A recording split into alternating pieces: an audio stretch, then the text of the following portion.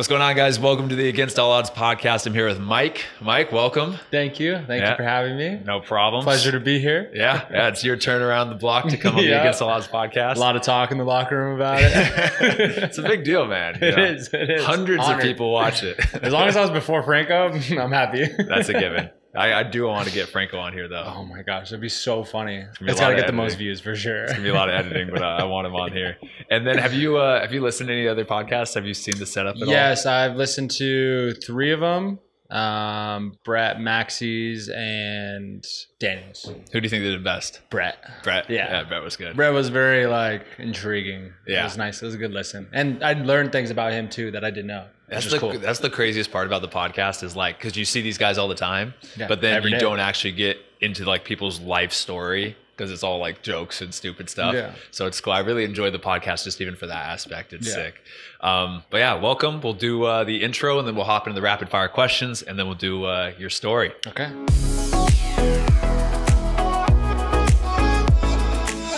All right. So full name. Michael Frederick Bryant. Where are you from? From Portola Hills, California, born and raised. Which is right next to Lake Forest, isn't it? It's literally technically considered to be Lake Forest too. Okay. Yeah. Because I lived in Lake Forest back when I was with Orange County. I love that area. It's so nice. You can't complain. You're 15 minutes from the beach. And then if you want to go to the mountains, it's right there. Yeah. So you were born there? Yeah. Yep. Family's from there as well? Family's there, still there. I'm so blessed to be raised in a place like that. Yeah. Brothers, sisters? Yes, so five of us. So my dad was married before he met my mom, and so I have 2 older half brother and sister, Jenny and Greg, and then 2 full brothers younger than me, Jonathan and David. Do they play at all? Jonathan did, and he could be playing with us at this level, and it's just unfortunate. He has gone through some of the worst injuries I've seen someone go through, and he got back to fully fit and then something happened. Fit and then something happened, and it was killer to watch, but because he always tried to get back and playing again. So but he played all the way through college, and then it's just there's too much. There's a point it comes, and so I wish I could be playing with him, but he's on to better things. That's like my brother too. My brother didn't have this injuries really, but it was just super late bloomer. He needed another year of high school before he went on to college, and then from high school he went straight to University of San Diego, a good D1 school. And I was like, bro, go to a D2 or D3 or JUCO or something, have a year or 2 to develop and then hop up. And he's like, I don't know, he just wanted to go straight up there. And then he started enjoying the college life and everything. He's like, I don't want to do it. So but it's the same thing, it's there's the potential there, but I'm sure we're going to revisit that topic that you just brought up a little bit later on. But awesome. And then so favorite food? Oh, buffalo wings. Easy. Buffalo wings. Easy. Boneless guy? No. They got it. There's a big controversy in the locker room with a lot of boneless guys. I'll do all flats. I'm good with all flats. But I'm not too picky, but easy buffalo wings all day. Favorite dessert? Oh, Pazuki from BJ's? From BJ's, yeah. Not a lot of people, so I have to explain it, but you probably know it's BJ's. Amazing. Whenever when I go play in Sacramento, there's a BJ's right across from the stadium. Do you do the same thing? Yep, same thing. Go across the street, get the Pazuki, get all that. Yeah, that's awesome. That's my go-to spot after that place. So favorite vacation destination? Oh, I would say Hawaii. Yeah. Me and my family have gone on some really cool Hawaii trips together. What island? We've gone to Maui, Kauai, Honolulu. But one of the memorable ones I think was on Kauai, and we hiked a volcano, Haleakala. I think I'm saying that right. And it was one of the most peaceful things. We hiked at 2:30 in the morning, and they take you up the volcano, and it was one of the most peaceful things I've ever. You watch the sunrise. Yeah. Amazing. That's awesome. Yeah. I haven't been to Kauai. I've been to Maui, the big island, but I haven't been to Kauai. But that's the big rainforest, where it's the rainforest, right? Yeah, I want to do that. But usually, because I'm from Portland originally, so it's we get so much rain. So the last thing we want to do is go to a place with just more rain. So we usually go to Maui because it's more of a dry island. But that's sick. Yeah, Hawaii is awesome. Yeah. When you are all done in the future, are you going to go back to California? Is that the thought process, or? I would like to. but I also have a girlfriend, so that always comes into play. That will play, yeah. Yep.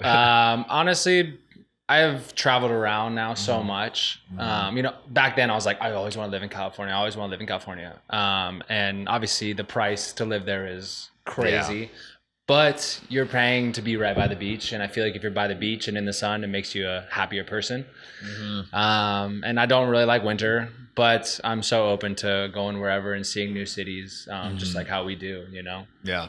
That's like for us, because Mimi's from San Diego and I'm from Portland. And it's very cheap to live in Portland compared to San Diego. Yeah, it's just one of the best places ever. But San Diego, it's so nice. And I was like, is it worth it to be in a smaller place, cramped up for what we could afford, but to be, like you said, in the sun, beach, outside every day? Or is it going to be better, going to be happier in a bigger place with more land? Yeah. But then you have to go through 9 months of rain and everything. And we don't know. We go back and forth like all the time. Yeah, it's the thing. It's like what you're willing to give up, and how you can adapt to that. But I need a beach, man. I need a beach. And the Oregon beaches are not the same. No, people I hear always reference like Michigan lakes have beaches, and I'm like, those aren't real. Those aren't real beaches. There's no waves, too. There's no waves. Oh, yeah, they're nice, but they're not. They are very nice. They are very nice. Because when I was in Connecticut, we were out there, and they're like, oh, don't go to Connecticut beaches, they're bad. And I was like, okay, that's not a good sign, but I won't go. But they're like, but you have to go to the Rhode Island beaches. They're really nice there. And I was like, okay.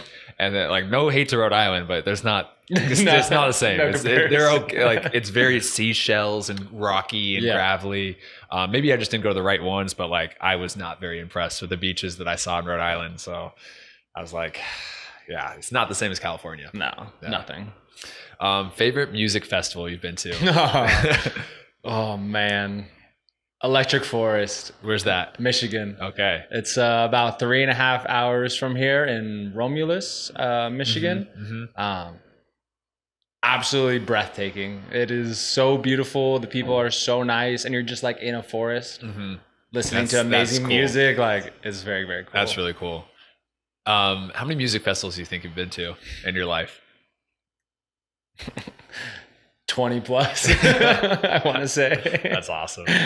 And what's your favorite type? Like, what's the specific genre that you like the most? Oh man, this is not going to be a lot of people's favorite, but dubstep and like bass music. Like, I don't know if you ever see me in the locker room when I have my headphones on. I'm just like, headbanging. I'm locked in. Like that's my favorite type of music, easy. But I'm also like, I'm open to everything. I can listen to everything, but that's definitely my forte. Yeah. I remember you took over the speaker, I think, in Indy after the game. And I was like, oh, this music is like, I feel like so good. Like, I was playing a little house because we're upbeat, we're winning. I was like, this is just, it's crazy how like that specific music just makes you just energetic though. Yeah. It's really cool. With little pre-workout and pre-workout. That was in college. In college, I was obsessed with that exact same thing. I'd do house music, pre-workout, go to the gym. And that was just like my happy spot, like to be there all the time. I loved it. But then it just was for me, like, it just got so much because I go there like so much, and I was doing stupid stuff like lifting really heavy, like just because I'd be so pumped up. And I needed to tone it back a little bit, but I really enjoyed that time back in college. That was fun. Did you ever take pre-workout before going out? Yes. Yeah, not me too. Would not recommend it. No, don't recommend it at all. But it's it gets you going. It is bad. Yeah, but it's crazy. I mean, I take pre-workout before games, and just because it gets me so hyped up and locked in, ready to go. Like it doesn't matter how I'm feeling before the game, tired, sleepy, anything. Take 1/2 scoop of pre-workout, and I'm ready to go every single time. Exactly, same way. Yeah. Same exact way. I think that's. Oh, actually, I have last. So if you had your last meal before you get executed on death row, not that you're going to be on death row, could happen, but you never know. What would it be? Would you go buffalo wings and a Pizookie? I feel like buffalo wings will be like that if they were doing like a 3-course thing. Yeah. Appetizer for sure will be buffalo wings sauced up, mango habanero with ranch. Dinner, I'm good with like a ribeye, tomahawk, 32 ounce. With some chimichurri, yes, and then I'll do the Pizookie as a dessert, and then I'll be happy to go. Okay, what about drink?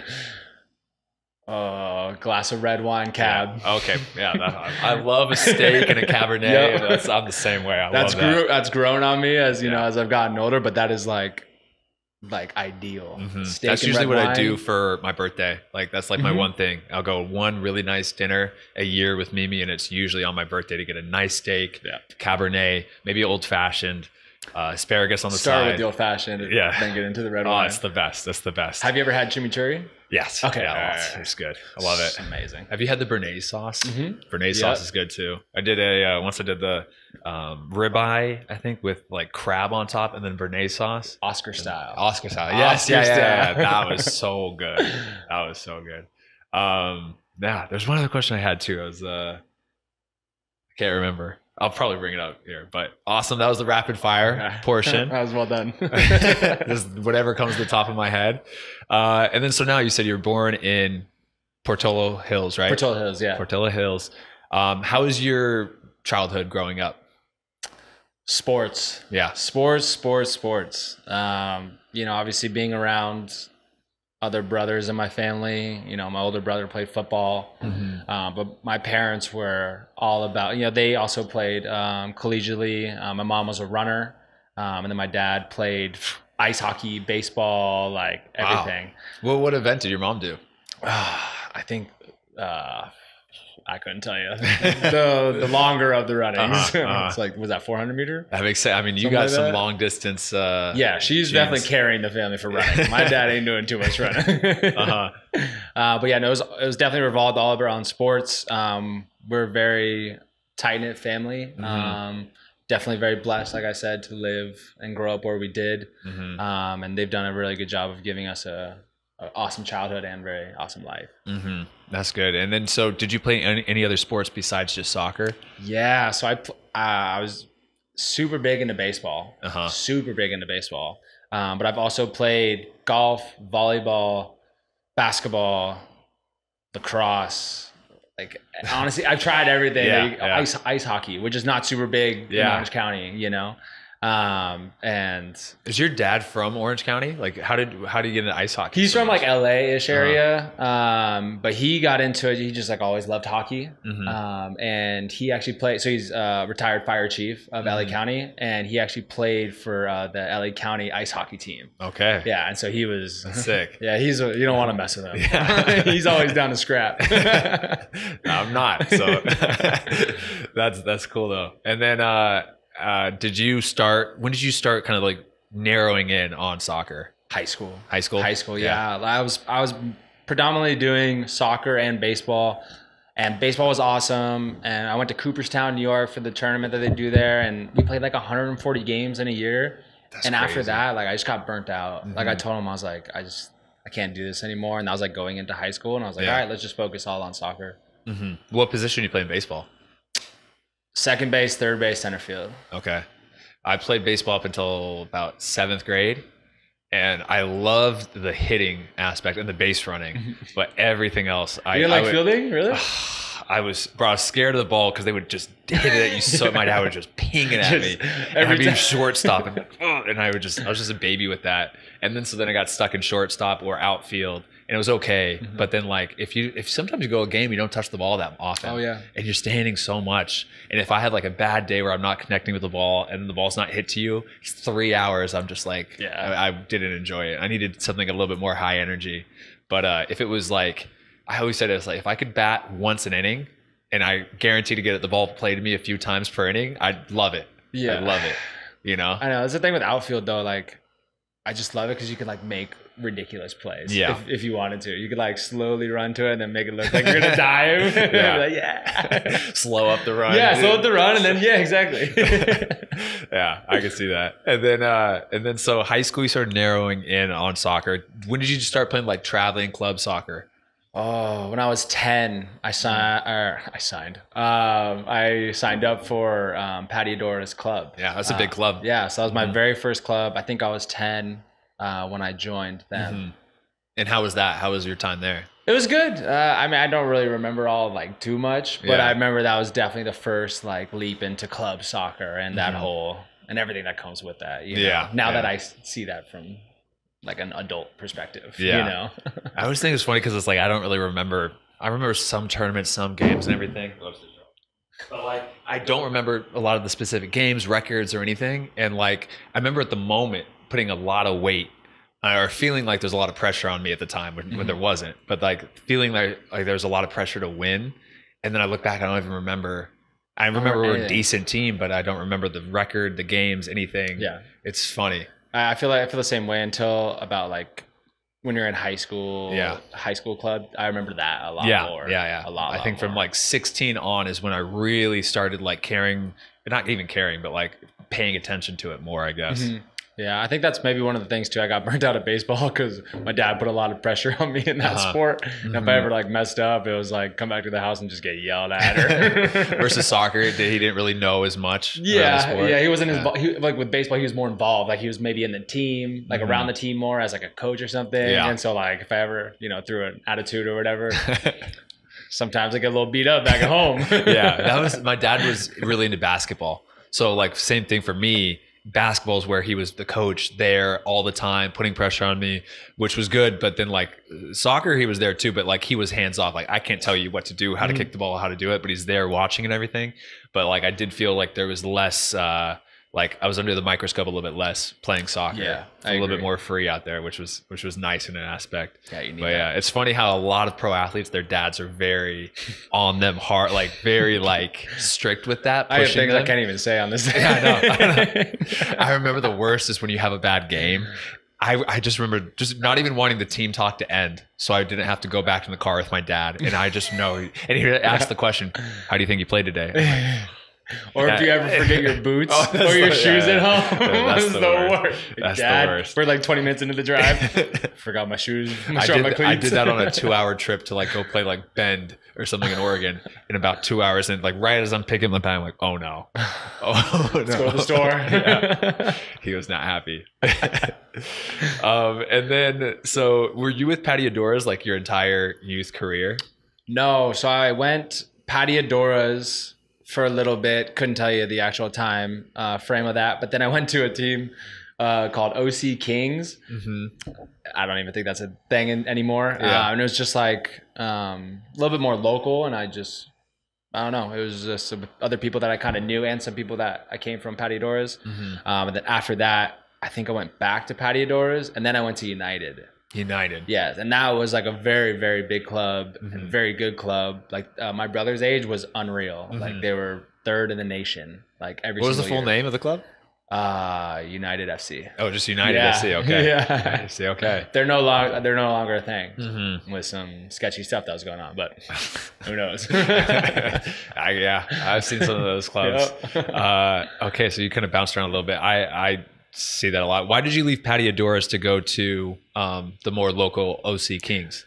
I don't know. The head coach was like living in the neighborhood kind of next to me at the time. So maybe my mom like had known him or something. But I'm thankful to play for them because I met some of like the coolest people that I'm still friends with till today. Yeah. And we were like 12 years old at the time, 13. That's cool. Yeah. And one is just I guess he's just becoming like a big social media guy. Yeah. He makes all the funny soccer content that you've been seeing recently. With like the referees, like in the other cars. Yes, I know 100%. That's Adi Azran, shout out. I've seen lots of his videos. He's the homie, and it's so cool to watch him like blow up right now. It's Did he do the video that was like the Euro referees versus the Copa America referees? Yes. Yeah. That one was so funny, man. That's awesome. He's always been funny, and he's like, he used to make Vine back in the day. He's always been like that, but now he's like just blown up. It's so cool to watch. Oh, that's funny.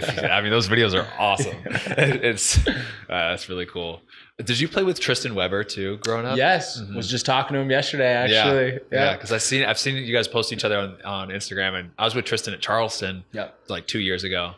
Great guy. Yeah. He played for the United team a year younger than my brother. So I knew Tristan when he would come up to play with Jonathan, my brother. And I've known him since he's like 14, 13. So me and him go way back. Great kid. Absolute baller. I know he's having a hard time finding a team right now. He's going on every trial you could possibly think of. But he's very committed, and I think good things will happen for him. Bro, he came in Charleston on trial with us, and like immediately, he's just like, you see those players, they're like, oh yeah, he's gonna sign. It's just one of those. He just came out the gate like just really technical, super really technical. well with his left foot, Yep. and just like, yeah, he'll sign. And he, sure enough, signed like a week later. I think he scored or something in a preseason friendly. But yeah, he scored against Charlotte. Yeah, right. Yeah, Was it yeah, against yeah. Charlotte? Yeah. That's cool. And then when you were growing up around this age, were you always thinking that you wanted to be a pro soccer player? I know you said baseball was there, but were you thinking any other pathways? Were you thinking of college and then going to the real world? What was going through your head at this age? Yeah, I would say like college. I feel like it's a very big thing. You're looking at ID camps and everything. But a crazy thing is, like, I was a goalie up until my freshman year of high school. Really? Yes. I think actually somebody mentioned that because we're talking about who would step in for the third string goalkeeper. I am our third string goalie. Just to yeah. throw that out there. Someone says like, oh, it's Michael Bryant for sure. Yes. And I was like, oh, why is that so sure? He's like, yeah, he's a good goalkeeper. Yeah. So when I joined the Pats, like I was a forward, you're just running around just to figure it out. But then like once it started to get serious, like I jumped into goal full time, was goalie, like I said, up until my freshman year of high school. And me and my best friend, Jorge Rivas, we were goalies, both of us, from the Frostoff team. And we let in like 2 goals the whole year. And I told him, I was like, man, this is so boring. Like, I want to go up and score. I want to go up and score goals. Yeah. And so that next sophomore year, I told the coach, I was like, hey, I want to go be a forward. So I went on JV, went to be a forward, and scored like 18 goals. Wow. And I was like, this is way better. It's way more fun. Yeah, way more fun. Where did you go from now forward into like center back role? It's as the career has gone on, just slowly gone back. I feel that. Like high school was a 9 the entire time. College went into it being a 9. Some games I would drop back and play a 10. Some games I'd drop back and play a 6. And then outside of college, I'd say probably when I became a professional is when I hopped into center back. Yeah. And probably would say I feel the most comfortable. Yeah. Mine's the same exact path except on the right side. I went from 9 to 10 to winger to like more of a right mid to the now right back. Right back, yeah. Yeah, same thing. But it happens to a lot of people though. Yeah. I think it's super crucial. I tell like all these kids that we train, I'm like, your coach wants you to have you here. Play every position. Play everywhere. Because it's so vital for you to learn like how these different positions work out, you know? Like even for like hopping in like some of the games where I'll play center back or right mid or wherever because I get thrown around everywhere. Or left wing back. Or left wing back or wherever. Like it's just like you just know. It's like, oh, when I play center back, this is what I like my center back to do. So then I'm going to play here. And like, oh, and then you start seeing stuff. It's like, oh, I need my right mid to be way low or my right back to be way lower here. Yes. I'm usually way higher here. And then it kind of clicks. And same thing when you play mid or whatever, you start seeing what you like in at different positions and how that plays and what you're seeing from that vantage point. It's so crucial. Very crucial. Yeah. It's soccer IQ. I'm telling you. I cannot preach that enough. Did you play any games in the midfield as a pro? Yeah. I my first season in USL, I started 2 or 3 games at the 10 for Detroit City. And 2 of those games I scored. There you go. How did you? So you liked it then? Oh, it was great. It was great. As a 10er, just floating around. What teams did you score on? Tulsa. Okay. Yeah. And Atlanta United. Okay. Yeah. Yeah. The 2s when they're in the USL. That's awesome. Yeah. It was a great time. So going back to when you were playing for like Patio Doras or like in high school age, you're looking at the college game. Like that's on your horizon. Did you attend ID camps? Were you scouted? How did that look? Yeah, I would say when I joined United for around my junior year of high school, senior year of high school, our team was very good. So many good players. And our coach was preaching ID camps, and he definitely helped a lot to get us exposure.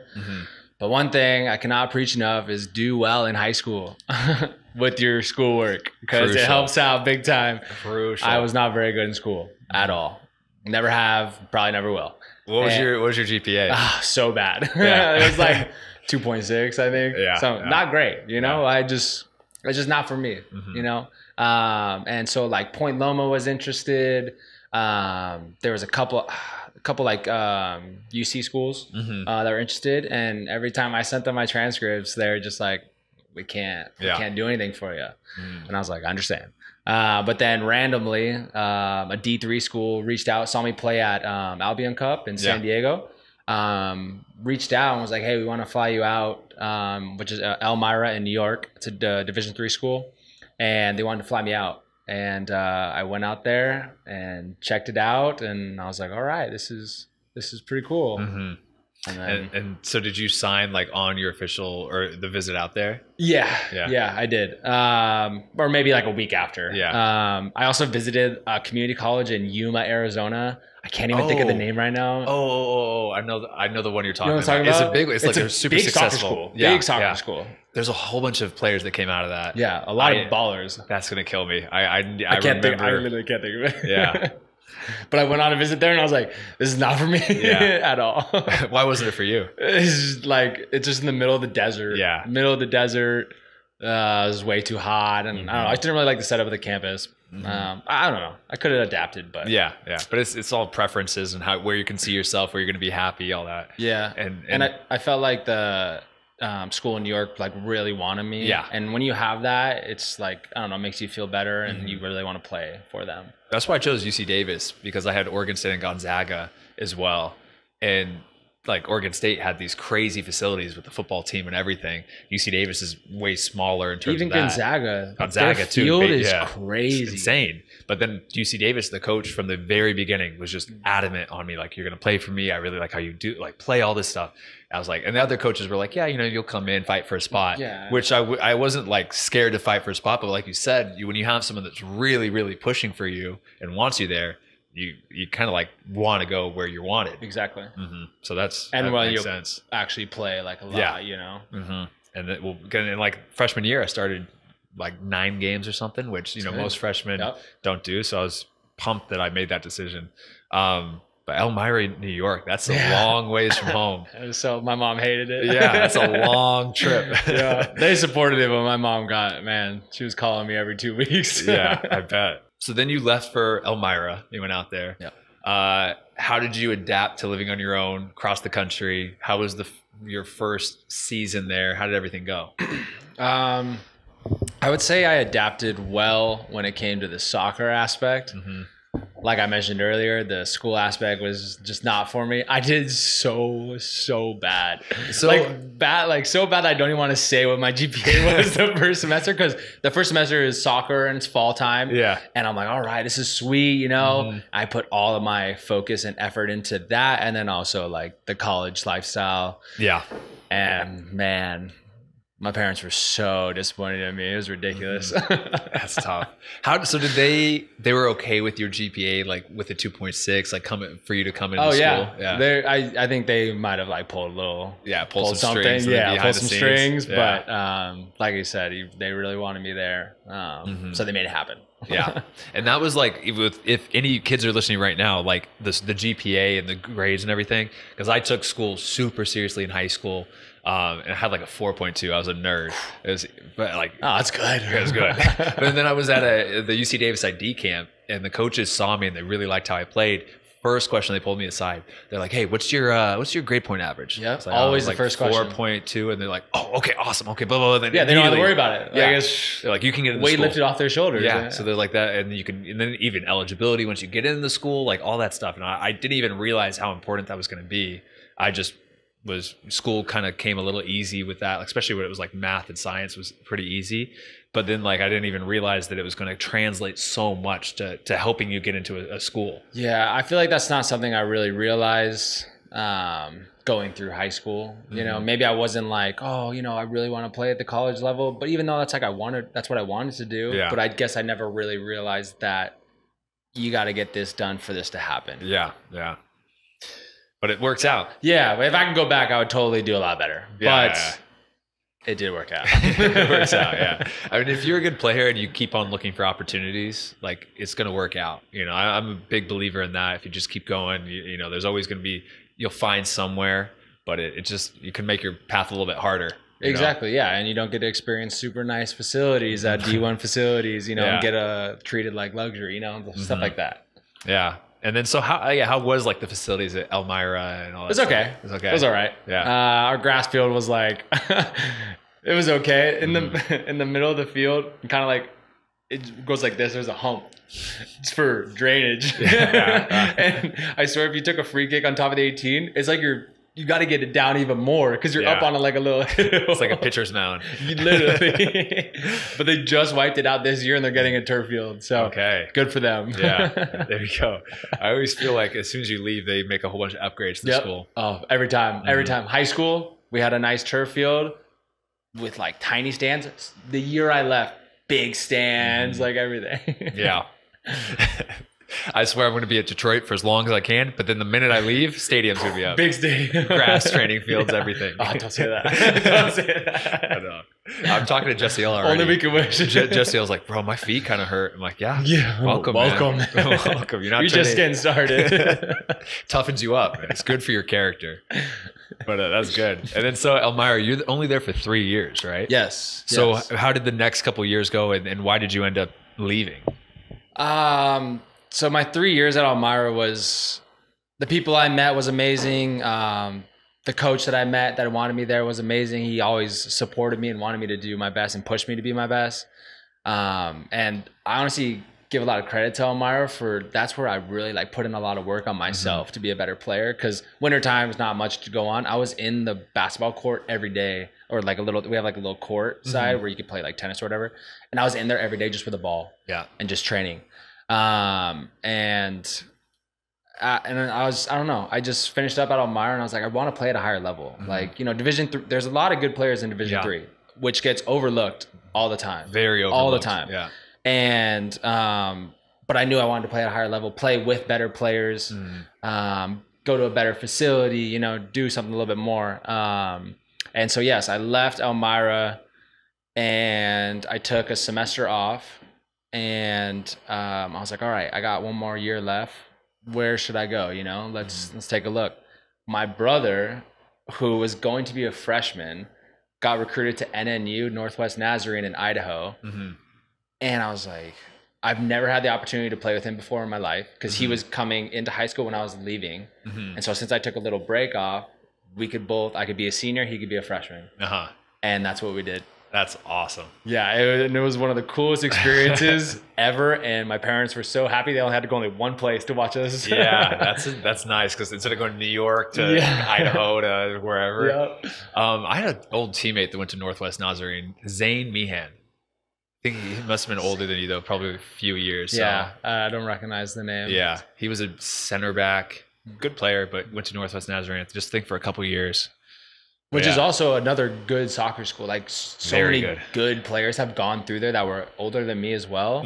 That I think were playing Liga MX and then a couple other places. Yeah, I know. And like you said too, with like how D3 gets overlooked, anywhere now that there's opportunities, money or scholarships or education, whatever, you're going to find good players. Like sometimes it might not be taken as seriously with the facilities or the full depth of the roster, but you're going to find nuggets of good players like in every league around the world. From like my experience, what I've seen, it's crazy. And that's something I preach to these kids that, you know, their parents always like, oh, you know, D1. Yeah. What are these D1 schools looking at? And so many kids that I've trained, I tell them like, hey, it is okay to go to a Division 3 school or a Division 2 school that really wants you than a D1 school that you're not going to play at all. You know, it's cool. You go to D1, like it's just seen as a big thing. But if you really care about your game and you really want to succeed in maybe the sports aspect of it, go be a big fish in a small pond. And that's what I did at Elmira, and I enjoyed my time there and I grew. But yeah, I'm telling my girlfriend's brother who's getting recruited for football right now. He has a couple offers from D3 schools, a couple D2 schools. I'm like, hey bro, like take this, you know, like I know you don't want, and you're not getting any D1 and maybe some of your friends are getting D1s and, you know, just focus on you, you know, be that big fish. I don't know. I think it's super important. Yeah. Cause it's like, there's the hype around the D1 just cause it's like the one, but if you look at your enjoyment and like what you're really going to in your day-to-day life, you want to be playing, you want to be in an environment where you're appreciated. It's like, yeah, you could go D1 and still become the big fish in a big pond. But at the same time, if you have a coach that is talking to you and saying, hey, I think you're going to be the starting whatever, quarterback, starting right back, starting what, you're like, okay, I know my day-to-day life, as long as I don't mess anything up and I work hard and do everything, I'm going to be enjoying it because I'm playing. I'm going to get opportunities. That's so important versus, D1, then you're the third string, whatever.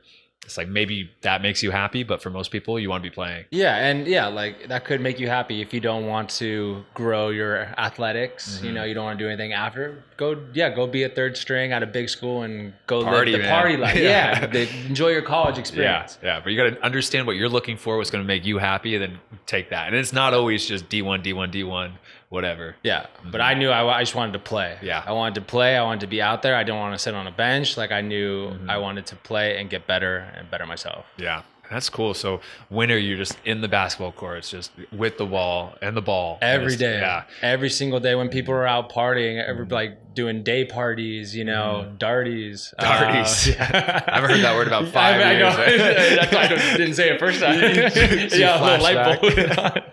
I was in the basketball court, just using every amenity I could to literally just play and train and get better. Yeah. And that was your goal. It was just like you just wanted to improve your game, and just were you just thinking, at this time were you thinking, I'm going to be a pro, or was it just I want to get to this next better opportunity that I can get to? Yeah, I don't think I was ever like, be a pro. I think it was just I want to better myself. Work on. I remember there was one little time where I was like, I need my left foot to get better. So let's just do everything left foot, everything for like a couple months, and it really paid off.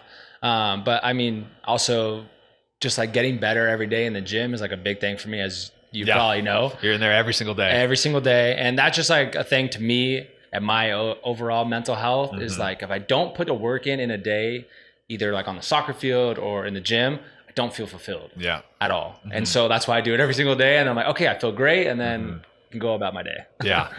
100%. It's cool too. Like when with people, I feel like you talk to a lot of pros and everything, and they always have those moments or those seasons where it's like they're just obsessed with improving themselves like that. And it usually happens either around college or the 16 to 18 age or whatever. But for whatever reason, something clicks and they just go full into their training. And whatever it is, I don't know the reason or motivation behind a lot of it, but it's cool to see people really get obsessed with the training, with the work, the day-to-day life, all that kind of stuff. I think it's really cool. Yeah, I would say it was like a switch, honestly, for me. I don't know when exactly, but because in high school, like I'd go to the gym here and there. And, you have your lifts with the team, but it's like, is everybody taking that seriously? No. Are we messing around? You're trying to tabletop people in the gym or do something stupid. Yeah, exactly. Yeah, and you're only doing squats. Like I had to talk with, I forget who it was. We just did bench press. Oh, just bench press? We just lined up and just did like 2 reps and see who could do the most weight. I was like, what is this? Yeah, I was just talking to a PT and I was like, I don't know why my quads are so I'm not proportionate. My quads are just bigger. And I'm like, just because we did squats, literally all the time. No program. No supervision. And for me, it was like in high school, because I was always really, really small and skinny. So like I got super into the gym from like 16 to 19, 16 to 20. And then I got really into technical ball work from like 19, 20-ish to like 24. And so there's like 2 phases of it. I'm like, I wish I could have just done both. And just like, I don't know why I was so like one or the other. But it was just how it went for me. I was also very small and very skinny. And I think college is when I was like, all right, let's really lift the right way. Like I was like 5'6" going into high school. I was tiny.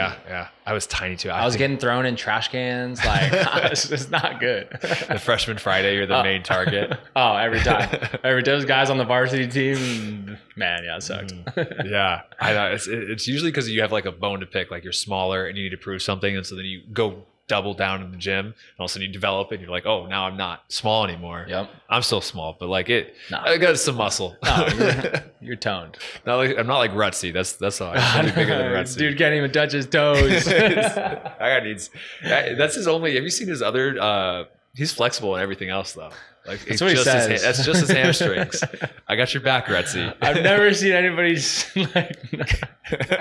like not even come close to touching his toes. It's bad. Ryan Williams is pretty bad too. He did do that today. He had to make that a point to our yoga instructor today. Can you need some extra attention. He's like, I can't really reach. I think he wanted her to go over there and help. Some one-on-one extra talk with the yoga instructor. Okay, and so Elmira, training a ton, and then you went to Northwest Nazarene. How was your time there with your brother there? Amazing time with my brother. Like I said, easy for the parents to come out and visit and watch.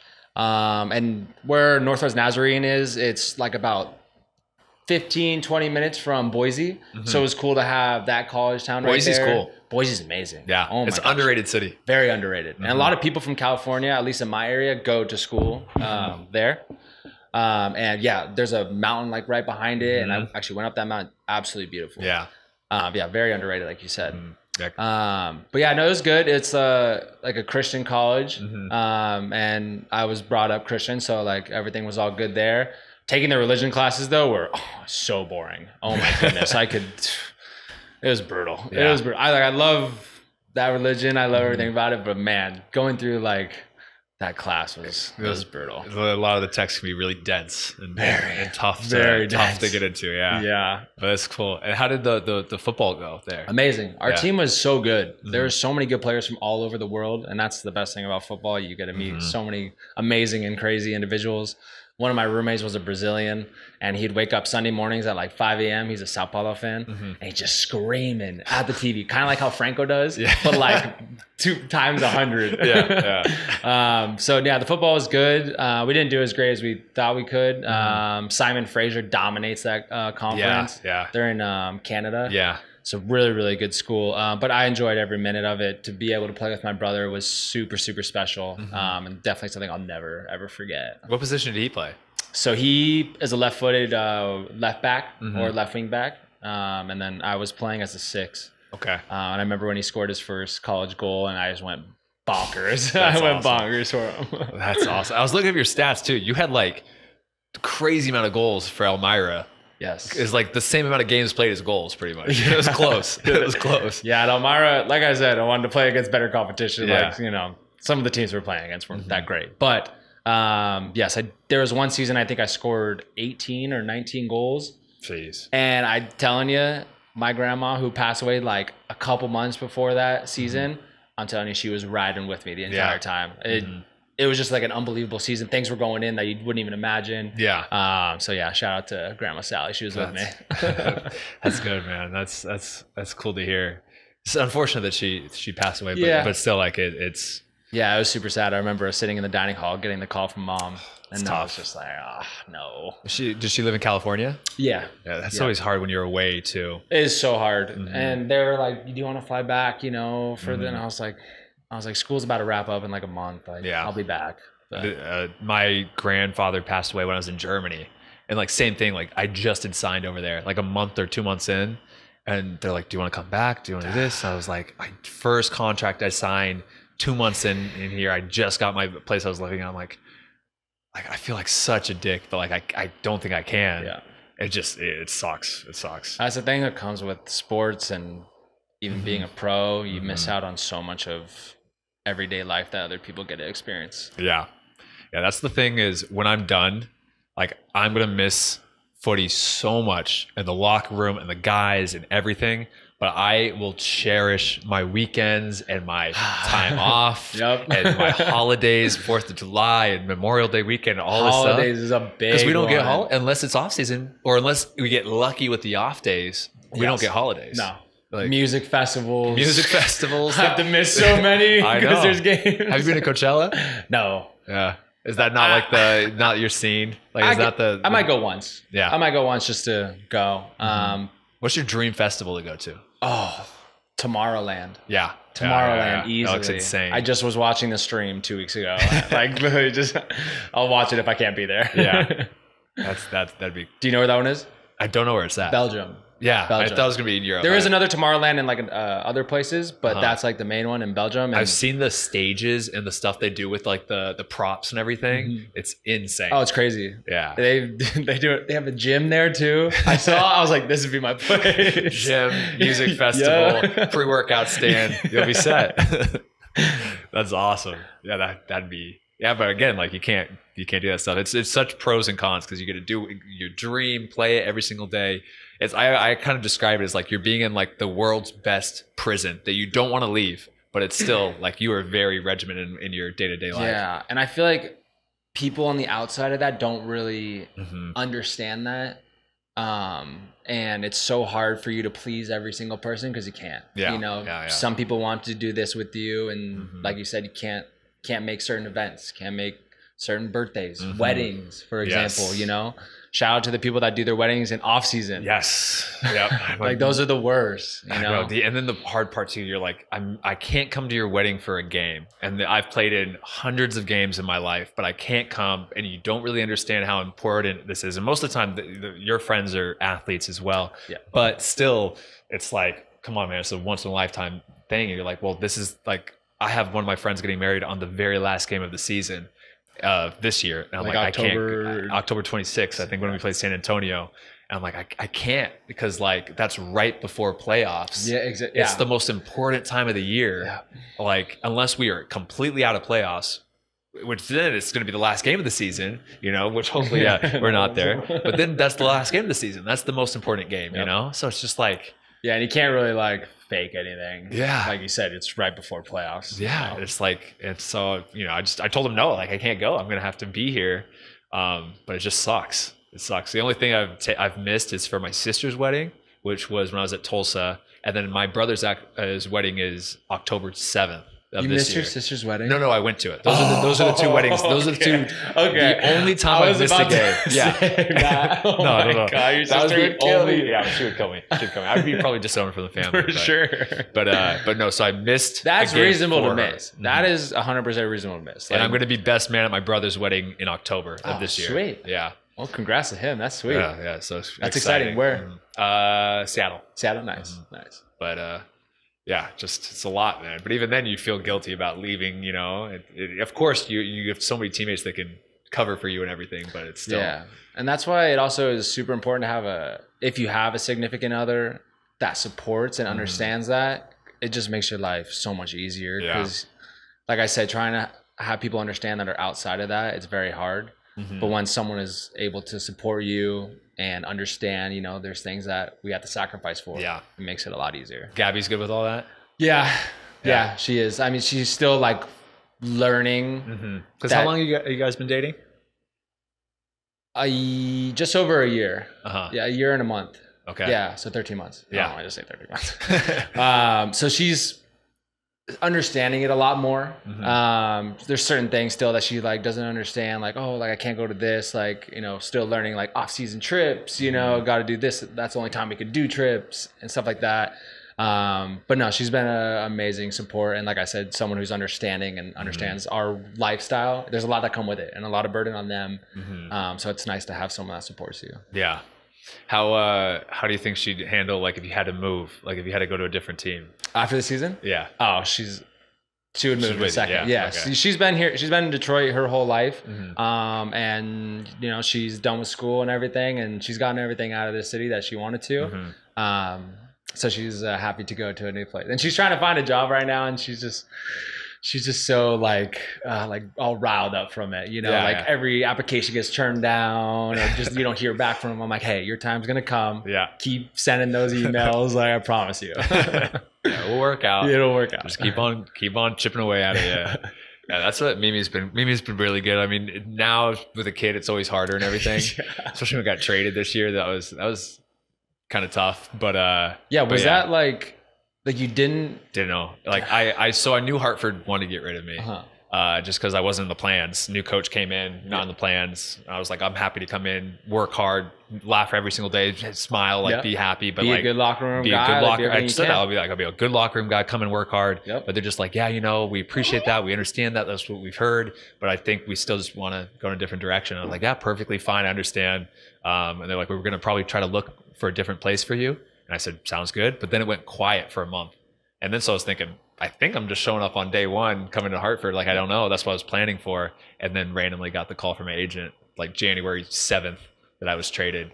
And I was like, okay. So like when your agent contacts you, should they give you a heads up? Like the agent, or does the agent also get caught off guard saying, we're doing this now?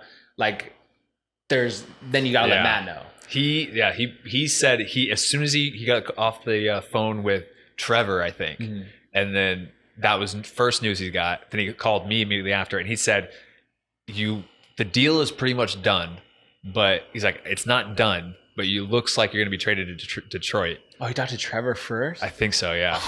And then because that's wild. Yeah, and then so he's like, so I don't know what you're going to do with that information. I don't know if you want to leave. I don't know if you want to stay.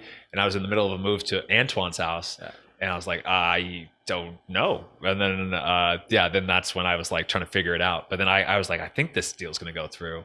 And I already was on my way to Detroit when the deal fully got approved. But yeah, so you got here in like 2.5 days. Because I had the U-Haul. I was impressed. I was like, what am I going to do? Ready to go somewhere. Am I going to just unload the entire U-Haul, drop it back off, get it back again? I was like, I might as well if I have it. Just moving is top 3 like worst things. It's the worst, man. So I'm trying to sign a 5-year contract to Detroit. That's my goal.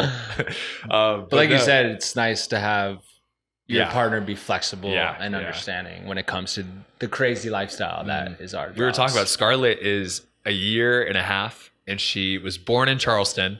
First year of her life in Hartford. Second year of her life in Detroit. She's all over, baby. She's all over.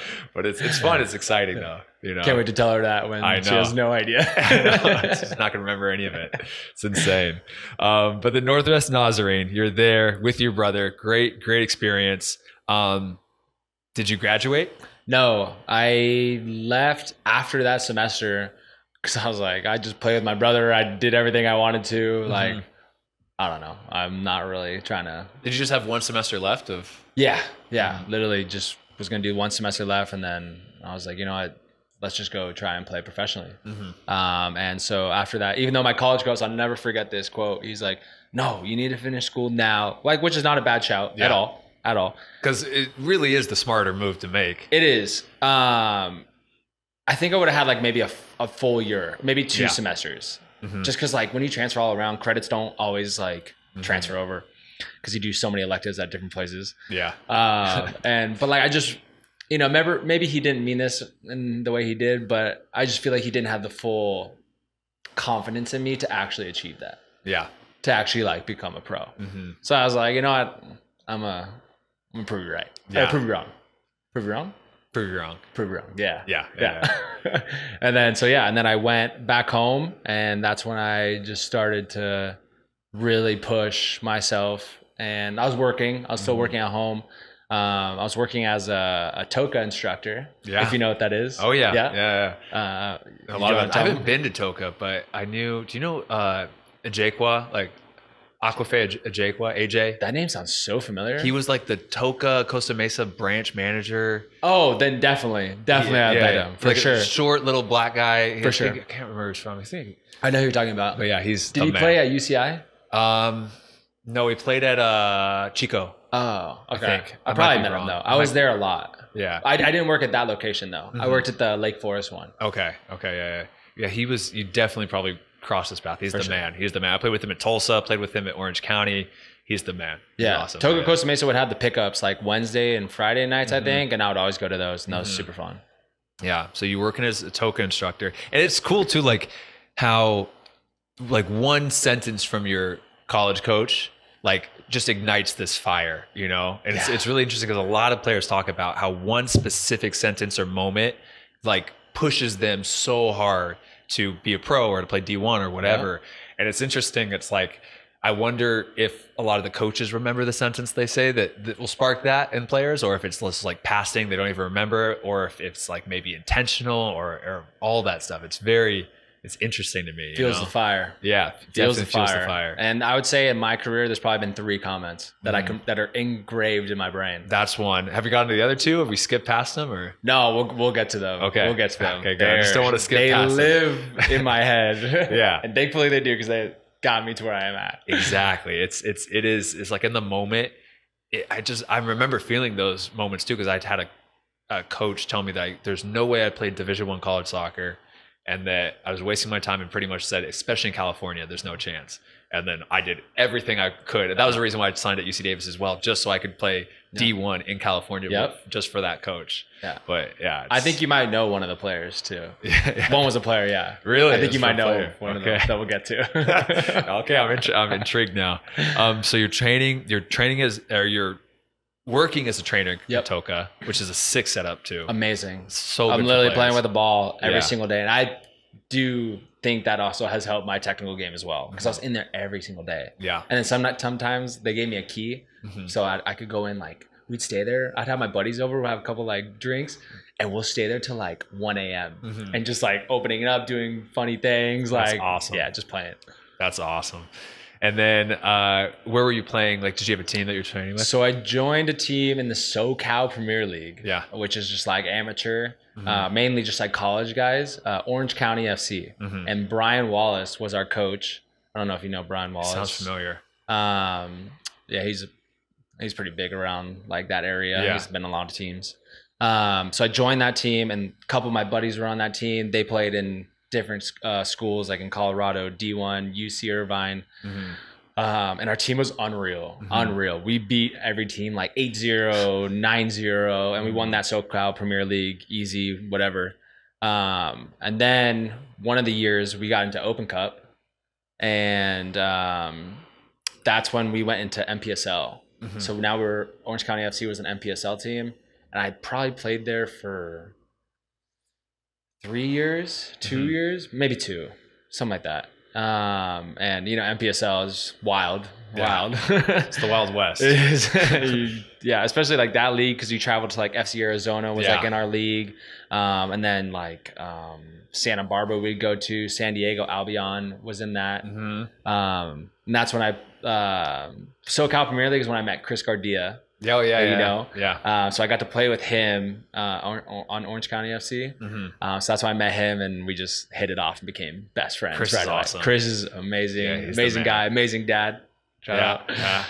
Yeah, he's. I remember I clicked with him a ton when he came out. I don't know the connection that I met him from, but like just came out and just such a chill guy. So chill. I was like, this guy's awesome, man. And he loves to ping a ball. Yeah, he loves. I could sit on the field and ping with him all day. Yeah, great guy.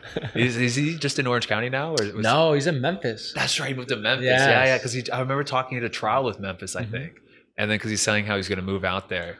Yeah, so he's been there for, I want to say 2 years now, maybe just over 2 years. But yeah, he has 2 kids. Yeah, a wife. And his mom and dad also live out there.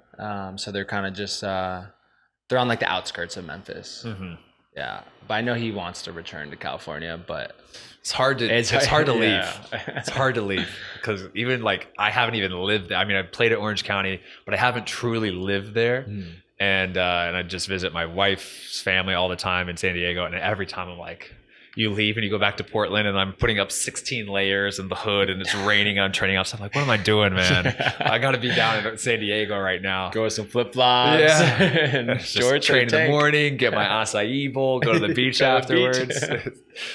Instead, I'm in Portland, just soaked to the bone, freezing. Yeah. But yeah, it's a great place down there, though. I love it. So with Orange County FC, not to be confused with Orange County SC. Not to be confused, yes. And our owner of Orange County FC was just like a dude who loved football and just had a bunch of like Wendy's franchises, like owned a bunch, like super rich. And our head coach was Paul Caligiuri. Come on, you gotta know who it is. Paul where? You gotta know who it is. Brian Walsh and this guy. Both these names are so. Paul Caligiuri is way bigger. Like this guy's U.S. men's national team. What position did he play? Midfield. He scored.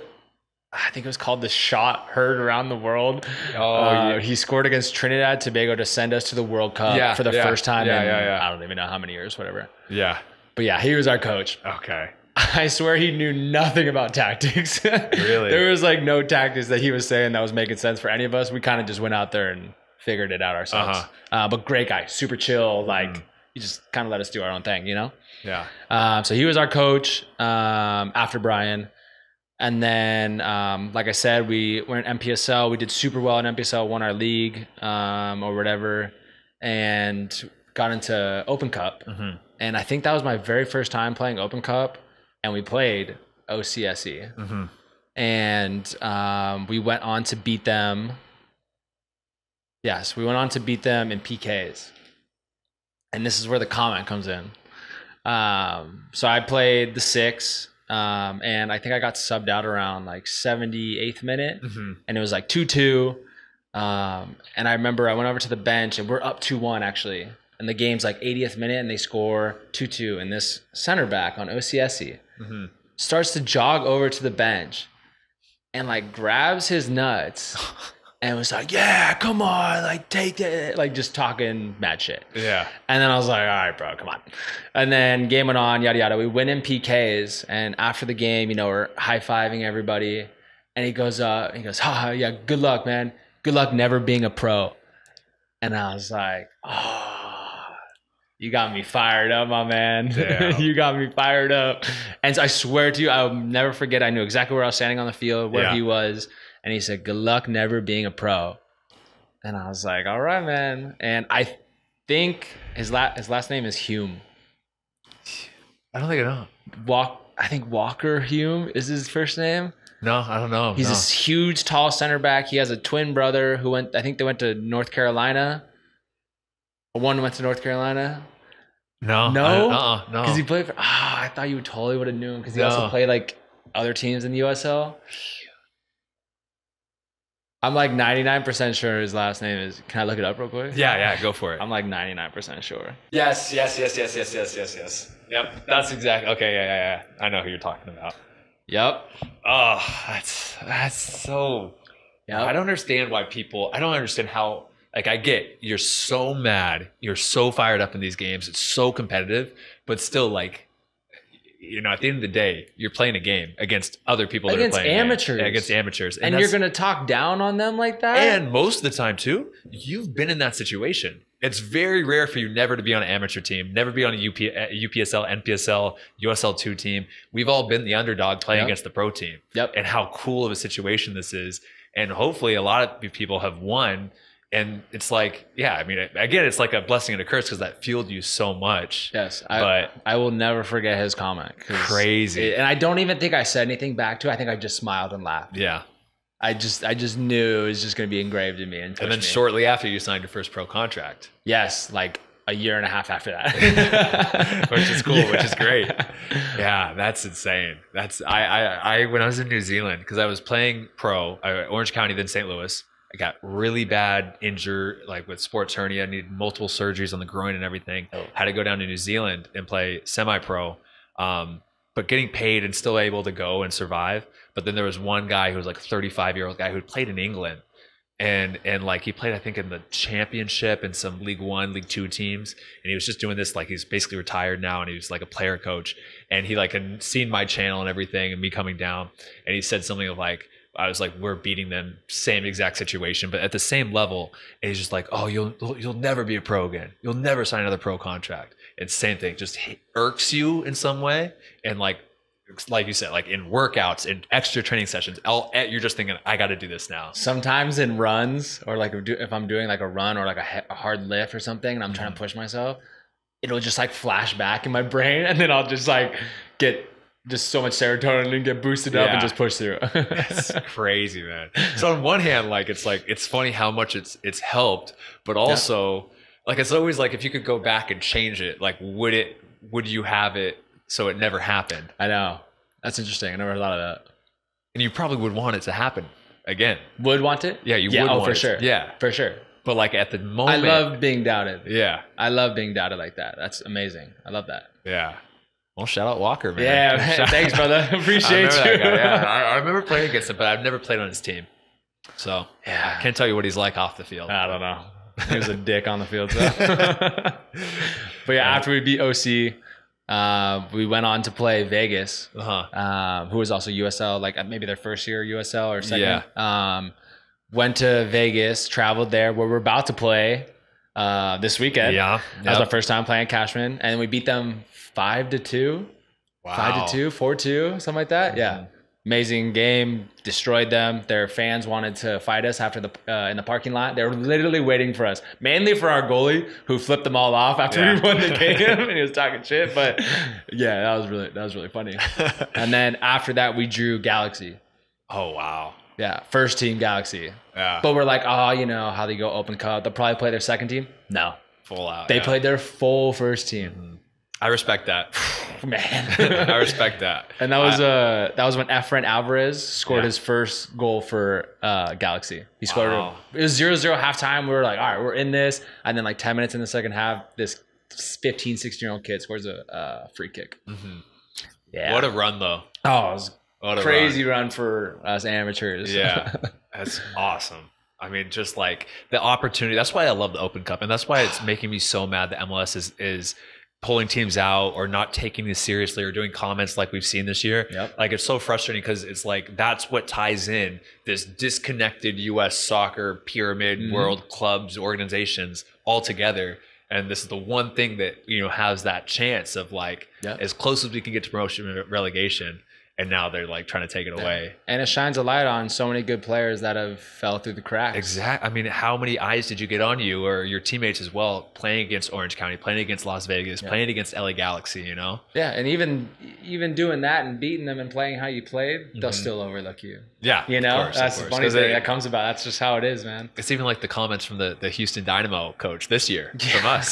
Same thing. I mean, we're still even professionals, and you hear those comments and you're like, see, you're not even taking us seriously. It doesn't matter if we're at the level or if we beat you or whatever. You have that attitude of just like, oh, it's not the same. I didn't like his mindset about that. He's just salty. He got smacked. Yeah, it's kind of a crazy thing. If I got beat by an amateur team, the first thing I'm doing is like, they played great. Give him credit. Yeah, give him credit. Like, give him credit. Right, you know, maybe a lot of these guys could be at this level and given a little bit of time or refining one or two things. That's all you got to say. Yeah, but their heads are so big that you can't even understand. Yeah, it's crazy. But great run from the Orange County FC squad. That was super cool. Love cup sets. Yeah. Love a cup set when you're on the cup set side. Love that. Yeah. But yeah, and then so after that, kind of was just still playing with Orange County FC back home. And then this whole new thing came in called NISA. Mm-hmm. Had no idea of it. And is this 2020 or 20? Yeah. Yes. Okay. Yes. 2020 COVID year. Then before was that 2019? Yeah, 2019. Okay, yeah, because I could. Yeah, it's 2019, I think. I don't even remember when COVID happened, but it was definitely 2 years before that. Okay. And at this time, I'm working as a server at a really nice steakhouse, kind of by my house, called Hannah's, and I was making ridiculous money. Ridiculous money, like way more money I would make than playing soccer. And playing for Orange County FC, like, it was fun, you know, but I'm like, I need more. I want something more. And so this NISA, you know, came about. And funny enough, Tristan and Jonathan, my brother, were the ones to tell me about that Cal United is becoming a team, which is going to be right in Irvine at the Gray Park. And they're in this league called NISA. And I guess they have been dominating UPSL for a minute or whatever. And one morning, my brother wakes me up. He's like, hey, we need players to go play this Cal United team. Like, do you want to come? I was hungover. And I was like, sure, let's go play. Like, I'm down. And Tristan was out there because Don Ebert was the coach of Cal United. Yeah. Was my brother's club coach. Okay. So that's how he he just got players to play this Cal United team like once a week. And I went out there and just did my thing, just played, and you know, it's just like a little game. I don't know who I'm playing. Were you playing 6 or? I think I was playing the 6. Yeah. 6, okay. And I don't know who these Cal United guys are. I don't really know anybody on the team. And played the game, and then after, I remember their assistant coach Roy came up to me. He's like, "Hey, so what's your situation?" And I was like, "Oh, I just play for like Orange County FC, you know." But you know, he's like, "What do you think about jumping ships? Like, you know, come here." Third comment that's never going to leave my brain. This guy named Chris Clutie, who played in the MLS, and obviously he was going to play for Cal United, was like, hey, let's not sign players without seeing them play like one time. You said that while you were talking to the assistant coach right there? Yeah. Wow. And I've never met this dude or never said anything. And I was like, oh, okay. Like, all right. Like, that just fired me up even more. And then they invited me to go on trial for 2 weeks. And I remember the first training I was out there, I leveled that guy. I totally just kind of felt bad, but we ended up becoming really good friends. It's always how it works, really good friends. Yeah. But I just remember that after that comment, I was just like, But then 2 weeks on trial, and I worked my butt off and just knew I deserved to be there. And so Don had offered me a contract. And that was my first professional contract with Cal United Strikers in NISA, the very first year of NISA. That's awesome. Yeah. It was awesome. Right in my backyard, right at the Gray Park, 10-minute drive. Yeah. Perfect. I can do that while also doing my serving job. Mm-hmm. And then how many years did you go from her? How long was the time period from leaving Northwest Nazarene to signing that? 2.5. 2.5 years. Yeah. That's a long time. Yeah. Did you have a lot of doubts in that time? Were you thinking like, I need opportunity? Like, because it took me 1.5 years since dropping out of college to signing my first pro deal. And I felt like that was like a long ass time. Yeah. I don't know. I don't think I put too much pressure on myself, to be honest. Yeah.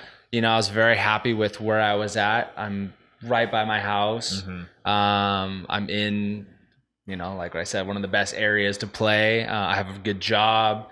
I'm making a lot of money. Mm-hmm. Like everything's going good for me right now, And obviously, you always want to play at a higher level. Like you want to beat those USL teams when you play them. You want to see if people will take a chance on you. Mm-hmm. And, when things don't come about, it sucks. But I'm just like, all right, next one, got to stay positive, got to stay focused on what you want. Yeah. Yeah. I think the big thing for me is I was not making good money from those 1.5 years. I was like struggling.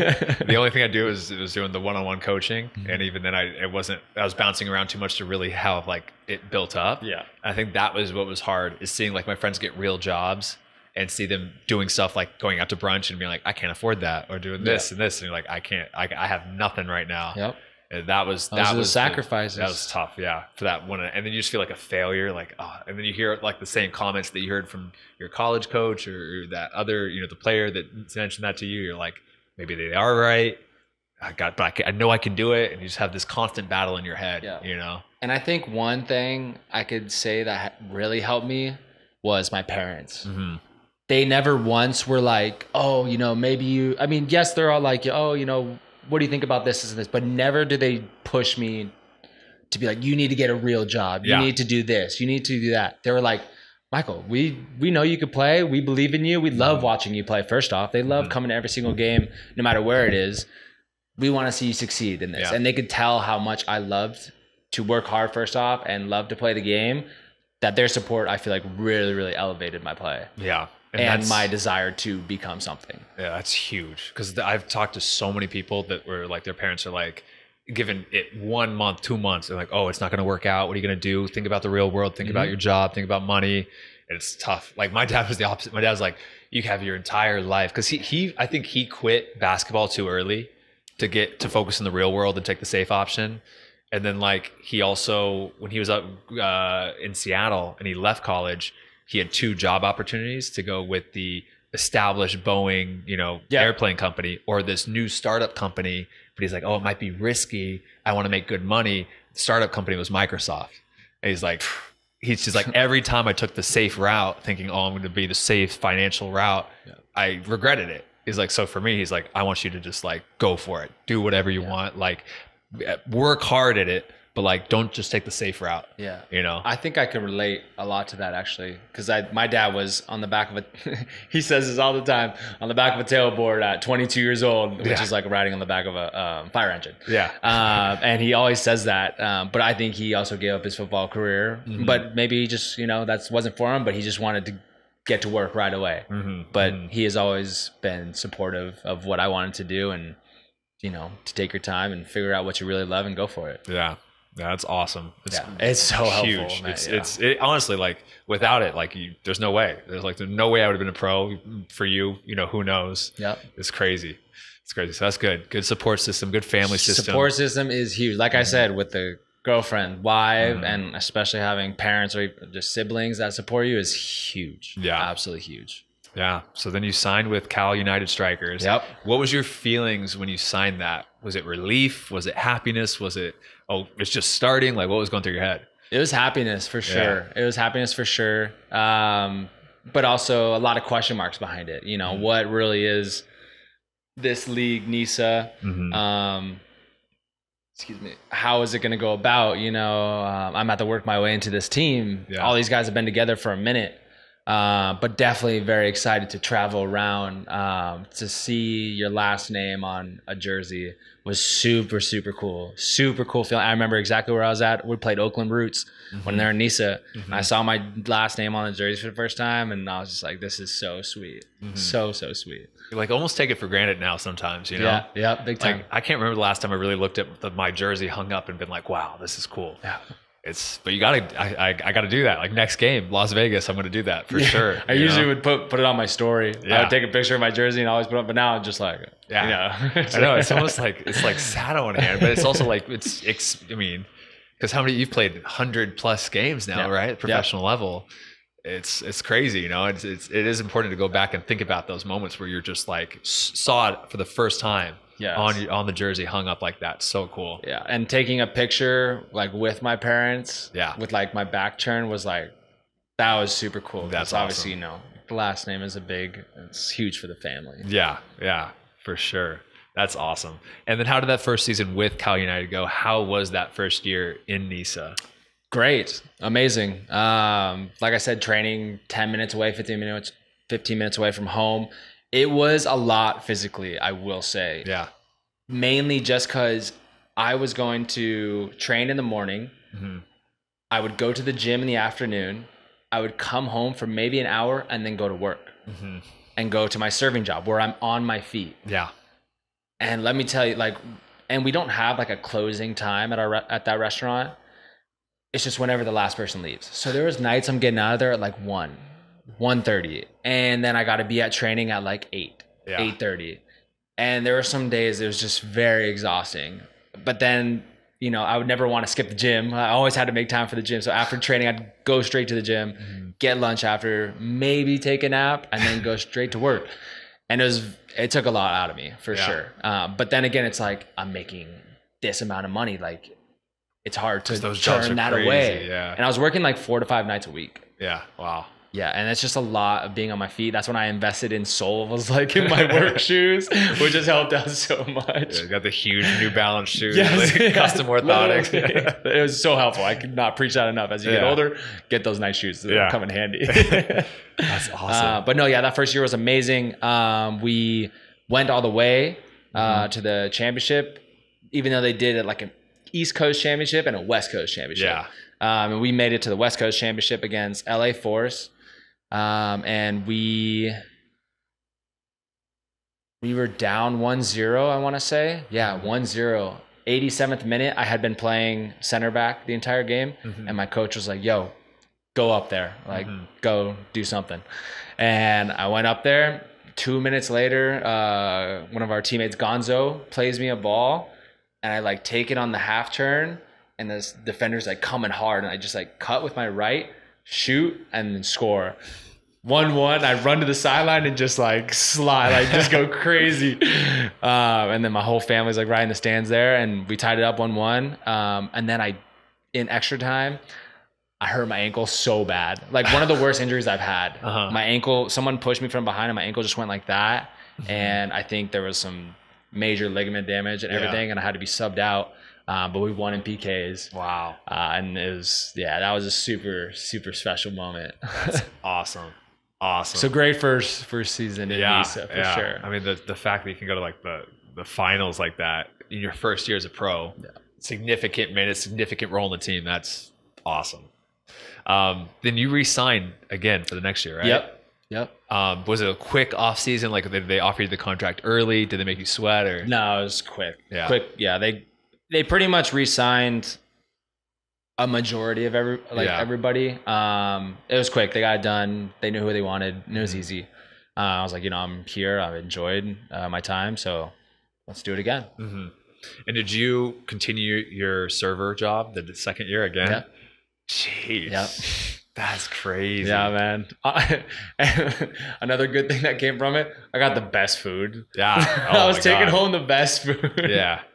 But I would invite out like our cooks to the game. I'd invite all of them. I'd get them merch. So anytime you were going to the restaurant, they're all wearing Cal United hats. They're big soccer fans.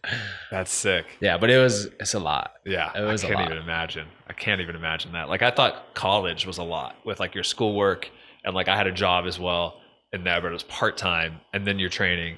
But I can't actually imagine working 5 days a week with like a server job. Like you said, working sometimes 1, 2 o'clock in the morning. Yeah. That's insane. I get upset if I'm up to like 11 o'clock at night. I'm like, Mimi, what do we do? Shut off the lights, man. It's 11. She was talking to her brother on FaceTime because he had his baby. So I let her talk for a little bit. We'll let it slide this I let it slide a little bit, but it was 11:30. I'm like, hey, come on. Let's wrap it up. That's crazy. So the second year, did it go well though? Yeah, it went well again. I can't remember if like that's when COVID had hit or because I don't even remember because like the NISA seasons were so weird. It was chopped up weird. Yeah, because you had like, I remember there'd be like the spring season and fall season or something. Yeah, and then we had like when COVID had hit. Like, well, we played one game against the Michigan Stars for the season to start, and then COVID hit like the next week. Yeah. So then we didn't obviously play for a minute, and then we did like the bubble tournaments. Yeah. Which out here, so that was the first time I played at Keyworth was coming to the bubble tournament. But yeah, the schedule setup was super weird. And they had like the cups and the tournaments they did, like the Founders Cup or Members Cup. Or, yeah, that's a whole bunch. I remember trying to keep track of it because I was always super interested with new leagues because the more professional teams, the better. Yeah. I would love it to be a little bit more connected everywhere, but like the more professional opportunities, the better it is for the players, for everybody. Yeah. So I was like obsessed with watching the NISA, and I had a lot of friends play. Because Miami SC was in it. I forget. They were in the East. Yeah. And they won the East. Yeah. And I was like, oh, East should definitely play West for the championship. That makes most sense. But you'd think. Yeah. You'd think, yeah. Yeah, because that must have been like, I think it was that first year was 2019. And then 2020 was the second year. I might be wrong, but yeah. No, that sounds about that sounds about right. Yeah. And then so the second year went well, but you didn't sign for the third year, right? Yeah, so the new season was like about to start, or like I said, super weird scheduling. And obviously we had played against Detroit City in the new NISA setup and everything. And how many times did you play against them in those 2 years? 2? Two times, I think. Or maybe 3. I think one was 0-0, and then we lost 3-0 at home. That was horrible. Yeah. And then we lost 1-0 at their place, I think in the playoffs or something like that. Maxi scored a PK, and it was so not a PK. It was ridiculous. Yeah, so that was my first visualize of Maxi taking a PK. Yeah. That's funny. Maxi. That guy. And that was the first time I really saw how the Northern Guard were too. Yeah, I was going to ask about that. That was when I first started growing my mustache. Oh, no. So you got a lot of shit. And they were saying some like... They're like, what car dealership do you work at? Like some random stuff. So that was my first experience with the Northern Guard. They're hilarious. It's always it's cool to experience them as an opponent first and get that. Yeah, and then come in as on their side. Yes, it's the best. Because I hear the stuff they say. Wow. And then the best is when you see him afterwards, like when you sign, like, hey, sorry about those comments, man. Yeah. We didn't mean anything. Yeah, like, I get it, man. I get it. For sure. Because for me, it's like YouTube channel. It's so easy. They just tear apart my YouTube channel, my podcast. It sucks, all this stuff. And then as soon as you sign, they're like, oh, I love your YouTube channel. Yeah, we love the content you're doing for us. It's great. It's so funny. But I mean, I would, if I was in the Northern Guard, I'd do the same exact thing. You just berate the other team. And then if they're on your side, okay, they're my boy now. Yeah. I'm rooting for them. I love being on their side. They're amazing. Playing that like in there for the first time was so cool for me because I think it is the best atmosphere in the U.S. that I've played at. Easily. I remember watching you walk into Keyworth too, by the way. Really? When we played you against Charleston, you had your tripod in your hand. I remember you walking in. That's so embarrassing, man. I'll never forget. I don't know why that's You're like, oh, this guy, man. Here we go. Well, no, because I used to watch your videos back in the day. Yeah. That's awesome. I would watch your, like a lot of the beginner ones, but then also every touch you take in a game and like the analysis on that. And I'd love that. And I was like, I would love to play at this level, USL level, and I'd love to play at this level. And I see people in your comments, they're asking for you to make a return of that. Yeah, so they want it. You might need to get on that. I've been lazy with that. I got to do it. But that seems like a lot of it's a lot of work. It's a lot of editing. It's a lot of work. But yeah, it's one of my favorite parts to do. It just is a lot. But I need to. It's on my to-do list. I have the videos all ready to go. I see your comments on it. Yeah, they all want them. I gotta get it back. That's funny. Yeah, that was cool. So Detroit City came to the picture then after that second year. Yes. Obviously playing against them. I was playing as a 6 and as a center back. Kind of both roles with Cal. and even right back too. And then so Trevor had interest and had reached out to Michael Collins, who was like our GM of Cal United. I didn't have an agent or anything at the time. Didn't even like imagine having one, and he had reached out. I was like, hey, Detroit's like interested, and I was like, and they're going to the USL Championship, and I was like, finally, finally, an opportunity that you've been waiting your entire life for and working for. Finally, it's happened. And I told him, please, let's make this happen. Please. Like, I've obviously given everything to you guys. I've been a good teammate, a good person here. Let's make this happen. Right. And they let me go for like no fee, even though there's like, I don't even know what fee there would have been. So literally Mike was like, yeah, we'll get you going. And then I remember talking to Trevor for the first time, and he's just like, I'm impressed with how you play and you think you'd be a good addition. And then got the contract. I sent the contract straight to Don Ebert, our head coach at Cal. And I was like, what do you think, Don? Like, talk to me here. I don't really know all that much, And he's like, I think you should do it. I think you should do it. Go out there. This is what you've been wanting. You deserved it. Go do it. I was like, okay, finally. Awesome. Yeah. And so that's when I had got the first like contract from them through email. and that's when I signed. Wow. You really had like a climbing up the ranks story, huh? Like you didn't skip a step. I didn't skip anything. I have played every possible division that you could think of: UPSL, NPSL. Because a lot of people, it is true. I think a lot of people not skip steps, but I don't want to say they get anything handed to them, but they go from college immediately to the MLS or immediately even to the USL.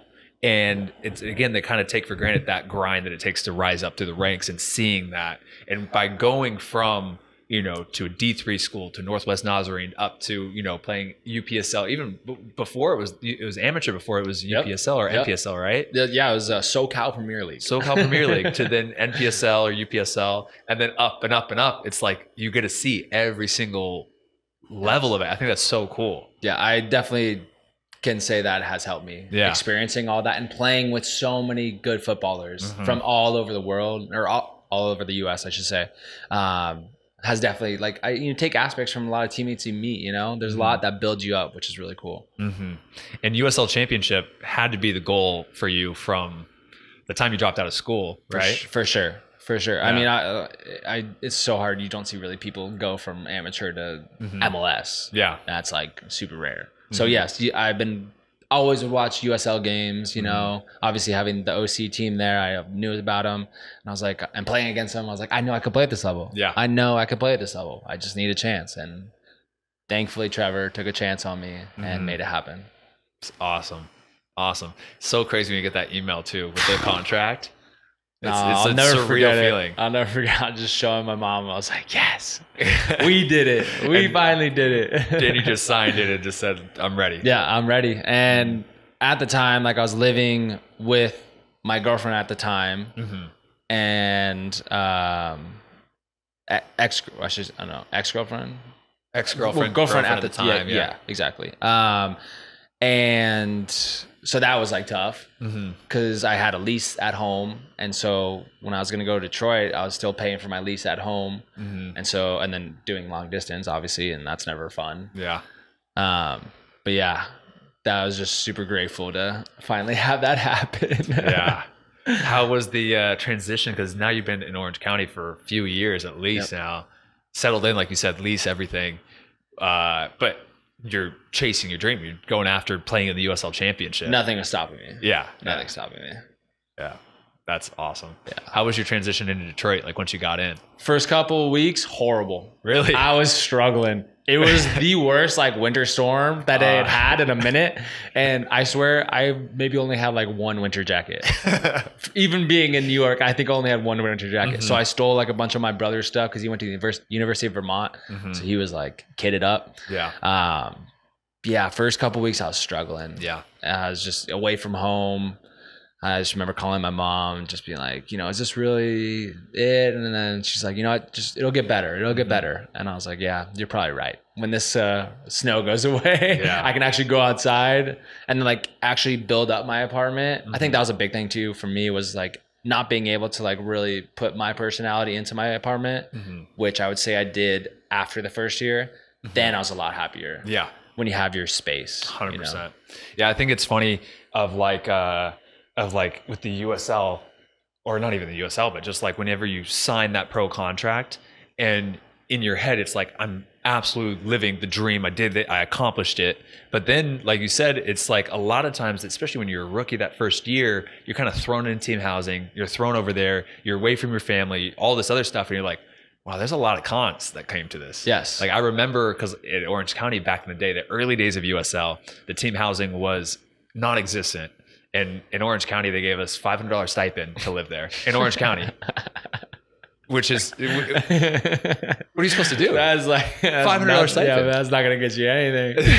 So that's like the parking spot at the apartment. That's a storage unit, man. So we took 6 guys and we got a place in Lake Forest. But the rent was $2,500 a month, and then the utilities, the electricity, everything was about $400. A house or an apartment? Apartment. Two bedroom apartment, but 6 guys. Okay. So we had 3 mattresses on the ground, and I'm doing that, and I'm like, is this my dream? Like, is this everything I wanted? And then like, you know, you're like rolling over and your friend's snoring. You're like, yeah, I thought it'd be a little different than this. But like at the same time, you're playing on the field, all this stuff. You're like, this is amazing. Yes. But then it's like, but like you said, you kind of have to go all in, get the place yours, really kind of like put your roots down into a place.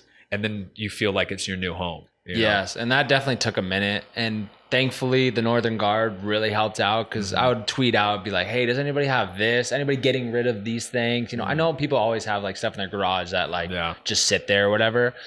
And they helped out big time. They were donating this, and this. And I remember I was making TikToks my first year on Detroit. I heard about this, yeah. One of them is actually really funny. The other ones are like, whatever. And I was just doing like voiceovers, you know, just like day in the life or whatever. And I was like, oh yeah, you know, when I wake up, I do my yoga in the morning. And I remember the comments being like, do you need something in your living room? Because they're just like, just I was on a towel. I was just on a towel. I didn't have a yoga mat. They're like, do you need us to send you something? Like, what's up with the apartment? And I was like, yeah, I don't have is a couch and like a TV. I was cutting fruit once in a video. This is back in Germany. I was cutting fruit and I had no cutting board. Like I literally was making so little money. I couldn't afford anything. I didn't have a cutting board. And someone was like, yo, send me your address. I'm going to send you a cutting board. And I was like, okay. Yeah, please. Yeah, I need it. I think that, like you said, that's definitely overlooked. Yeah. And it is definitely way worse. Like you're saying, like when you're starting out in the USL, it was way worse, obviously with the CBA and everything, like CBA coming up and saving everything.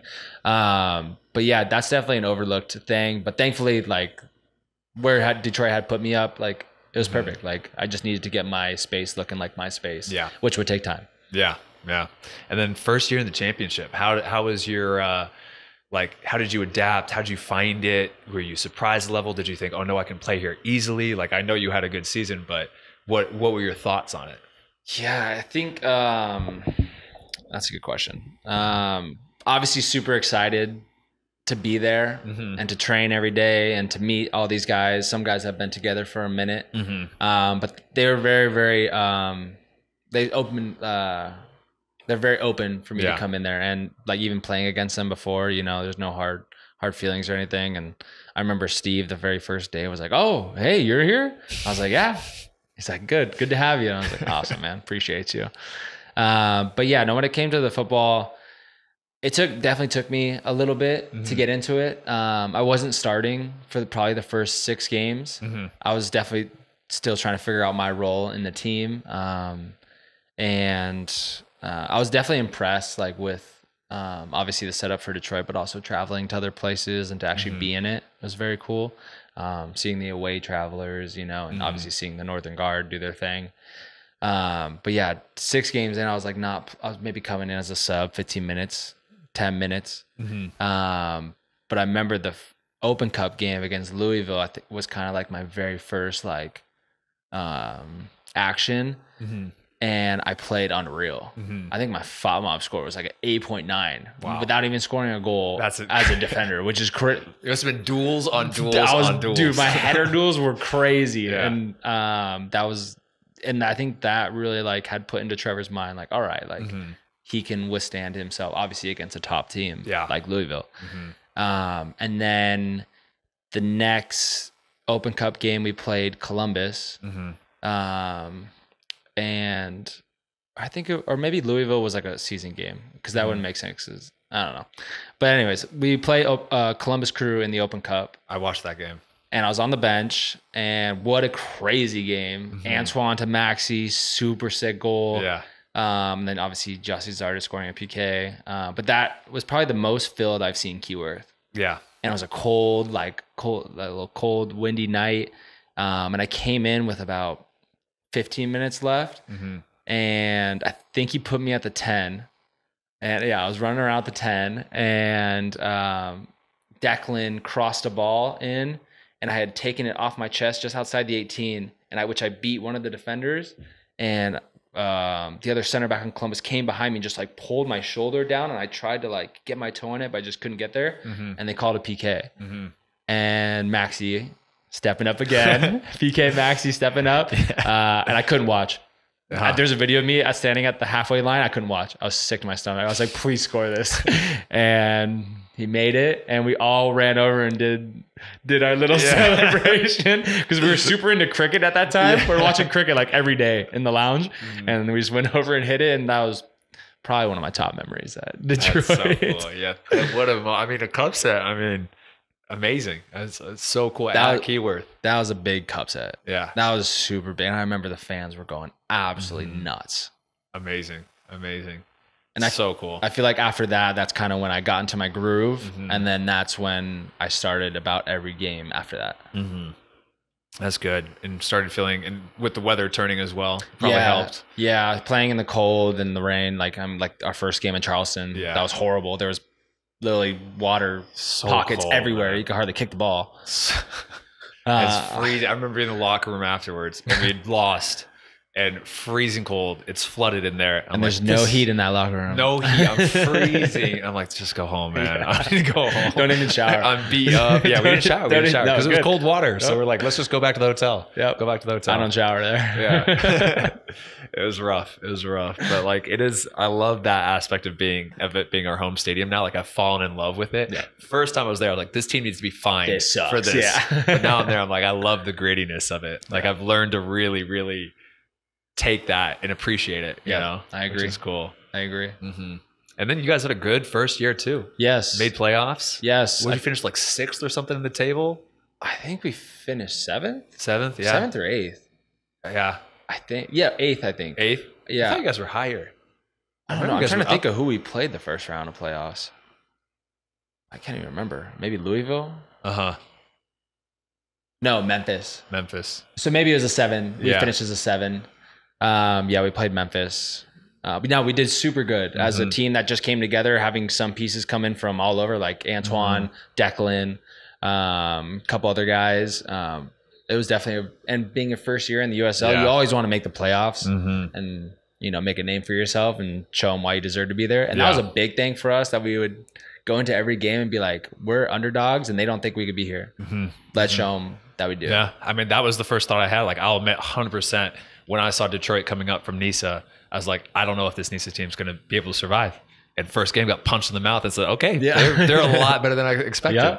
And like, I was like, fuck, yeah. Yeah, people called us the NISA All-Stars. The NISA All-Stars are here to play. And I remember seeing you guys and watching and seeing you guys climb up the table and being like, at first I was like, oh no, they'll come back down. And then as you guys did it and I'd watch more games and play against you more, I was like, no, they deserve to be where they're at. It's not a fluke. It's not a fluke, Yeah, we definitely grinded it out with kind of a smaller roster as well. But made the playoffs, and then we played Memphis. I think we lost 3-1 on the first round. Terrible place to play in the first place, but it was still impressive and a successful season for the club being in the USL for the first time. Did you just sign a 1-year contract? I signed 1 year with an option. 1 year with an option. So they picked up your option for that second year? Yes, they picked up my option, yes. And you were probably extremely excited to come back. And yeah, just like based off how the first season went, I think I scored 4 goals. Like I said, 2 was playing the 10. Yeah. And then 2 were headers playing center back. Yeah. And I was like, okay, I feel like that was a decent year. And like I said, after that first 6 games, I wasn't really playing that much, but then after that, I literally started every single game, played every single minute. So I was like, all right, like I feel like I'm an important piece to this team, and I hope they want me back. Yeah. But then after the season, Trevor told me and Tiffany, and they're picking up the option, and they would like to send me a new restructured contract, and that was a 2-year guaranteed with no option after. Awesome. Yeah. Yes. And then so obviously I went back home for off season. Still had my apartment back home and that girlfriend at that time. Yeah. And when I told her, I was like, hey, you know, I have this, this is funny. I tried to be traded in the off season to come home to play closer to her. Okay. Like at Orange County. To make everybody, like I said in the beginning of this podcast, it's impossible to make everybody happy. Yeah. Orange County, that is the closest one, yes. But I don't know. I was trying to make something happen. And I even told Trevor, I was like, hey, if you can do this, but like your first year in the USL, you don't have a lot of stock. It would be hard. And so this offer came through and I was like, this makes the most sense for me. I would love to go back. I love everything about Detroit, you know? Me asking for a trade had nothing to do with Detroit at all. Yeah. And I was like, this makes the most sense for me. Let's do this. And she was just like, it's me or soccer. And I was like, I just worked my entire life to get to this point, and my first season after, you want me to throw that away? Yeah. When you just get a taste of it. And when I just got a taste of it, I'm actually doing well and like show that I deserve to be here. And I was just, and that's why I come back to the support thing, where it's like super important to have people on your side and in your corner to supporting you no matter what you do. And I was like, I got to do this. Yeah. This is makes the most sense for me, and I got to do this for myself. And so I did that and went our separate ways. Yeah. That's tough. Yeah. That's tough. Yeah. We were together for like 4 years. Damn. Just maybe under 4 years. Yeah. It's so tough because it's like you said, the amount of work that it took to get there, and then you just are getting success. You're with this team. I told Mimi, because we started dating in college, and I said, I will choose soccer over you. It's not that I don't love you, but it's just that I know I have this limited career. Exactly. And in my head, I was like, can't play forever. If I could sign, my whole thing was, if I could sign one USL Championship deal, or the USL Pro back in the day, if I could sign one USL Pro deal, I'll be happy. But like, I know it's not going to be easy. It's probably not going to be here in California. And it ended up being there, which is funny, kind of like your situation. But like, I was like, I'm going to go anywhere, and I just it needs to be the number one priority in my life. And she's just like, I can accept that. No problem. See, that is amazing. That is what you want. She'll give me shit. She's like, oh, I don't want to do this. She wasn't happy in Tulsa, being there or wherever. In Tulsa. But I loved it. So I love Tulsa. I really enjoyed my time there, but she was a little bored. But yeah, she will give me shit and everything, but she's, ride or die, like everywhere we gone. Like the amount of places I've moved around in my career, she's always just ding, ding, ding everywhere. Yeah. If you're going to date someone in our profession, you got to understand what it comes with. And it's awesome to, like I said, have that support in your corner. It makes it a lot easier. So then you didn't end up getting a trade. You came back to Detroit. Yep. I was like, let's do this, baby. Let's sign this 2-year. So happy to be back. And then obviously we signed a lot of the original guys back from the first year as well. So we had a good core together. Going to this season, I was like, they're going to be good this year. I saw you guys who you're signing, saw that you re-signed everybody, didn't underestimate it. And I was like, they're going to be good. Yeah. And then like in the off season, like I don't know how other pros like go about it, but in the off season, like I am a dog. Just training. Like I will take 3 weeks to myself, go on vacation or whatever and do whatever, go to a music festival, but when it comes to like lockdown to like a month and a half out, I am in the gym twice a day, and I'm still working at the restaurant in the off season. Okay, yeah. My owner is so cool. He's like, "You want to come back? Like, are you gonna do that like this off season? Yeah, like if it's there for me to go back. Like this last off season, I worked a week and a half, and I won't even say how much I made. It was ridiculous.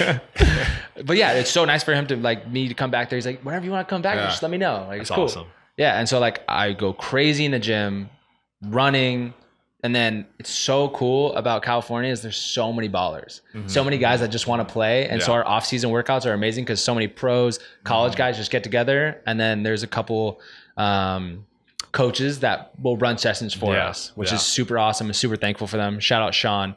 So thankful for you. Like, just amazing to get us ready for season. Sean, is that Magia? Yes. Yeah. Yes. I met Sean. He's awesome. Dude, I really enjoyed his session. The game. Really enjoyed his session. Because I went out there once with Armando and Mark Ibarra. And I went on vacation and then you came the week after. Yeah.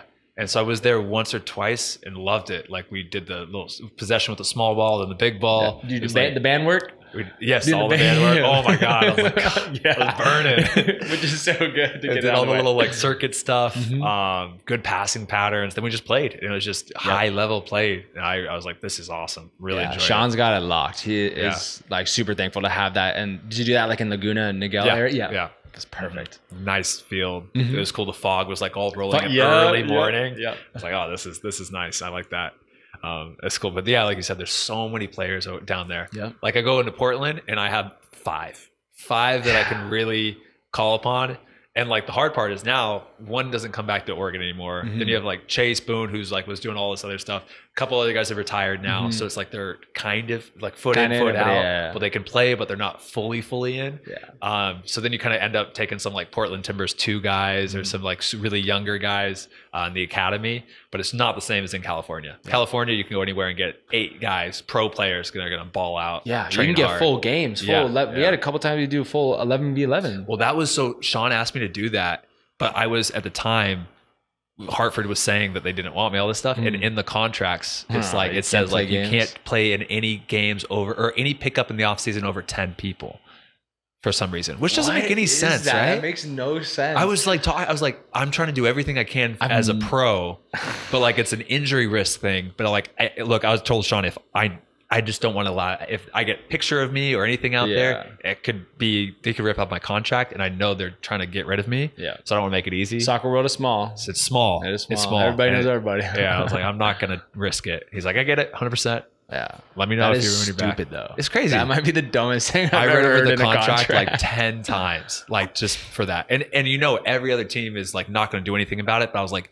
if I lose a contract for this reason though, I could never let myself forget it. So yeah, it's tough. But you're training a ton in the off season. Yeah, training a ton. What do your workouts look like, and what is your like running that you do to prepare for a season?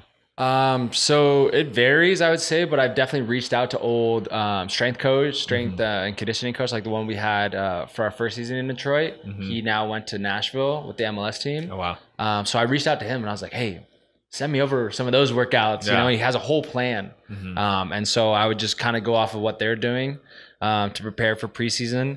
But it was literally just playing like every day, 3 times a week with Sean, and then a couple other times with a couple other people. And then in the gym every single day. It's nice that you're in California. I could run outside. I hate running on the treadmill. So do like uphill running, just stuff like that. I would actually like be beneficial. Yeah. Awesome. I'm not going to do like the Cooper test. Like, so did you come in and you fly in the Cooper test? Didn't you get like 11 flat? I got 1107. I knew it. Yeah. Something like that. You took off only because I have my headphones in. You had that dubstep going and you just took off. And like, I think you're in my group. I'm like, God. Yeah. I was so thankful for Danny to say yes to that. Yeah. Is that okay if I use my headphones? He's like, whatever you need, man. Yeah. I remember. Cue up 4 songs and just run at that pace. That's funny. Oh God. I think I had like 11:50, but I was preparing the entire time I didn't know we were doing the Cooper test. I didn't know that. I didn't know we were doing it. Oh, you didn't know? I thought you guys were doing no Cooper. idea. Oh, that's funny.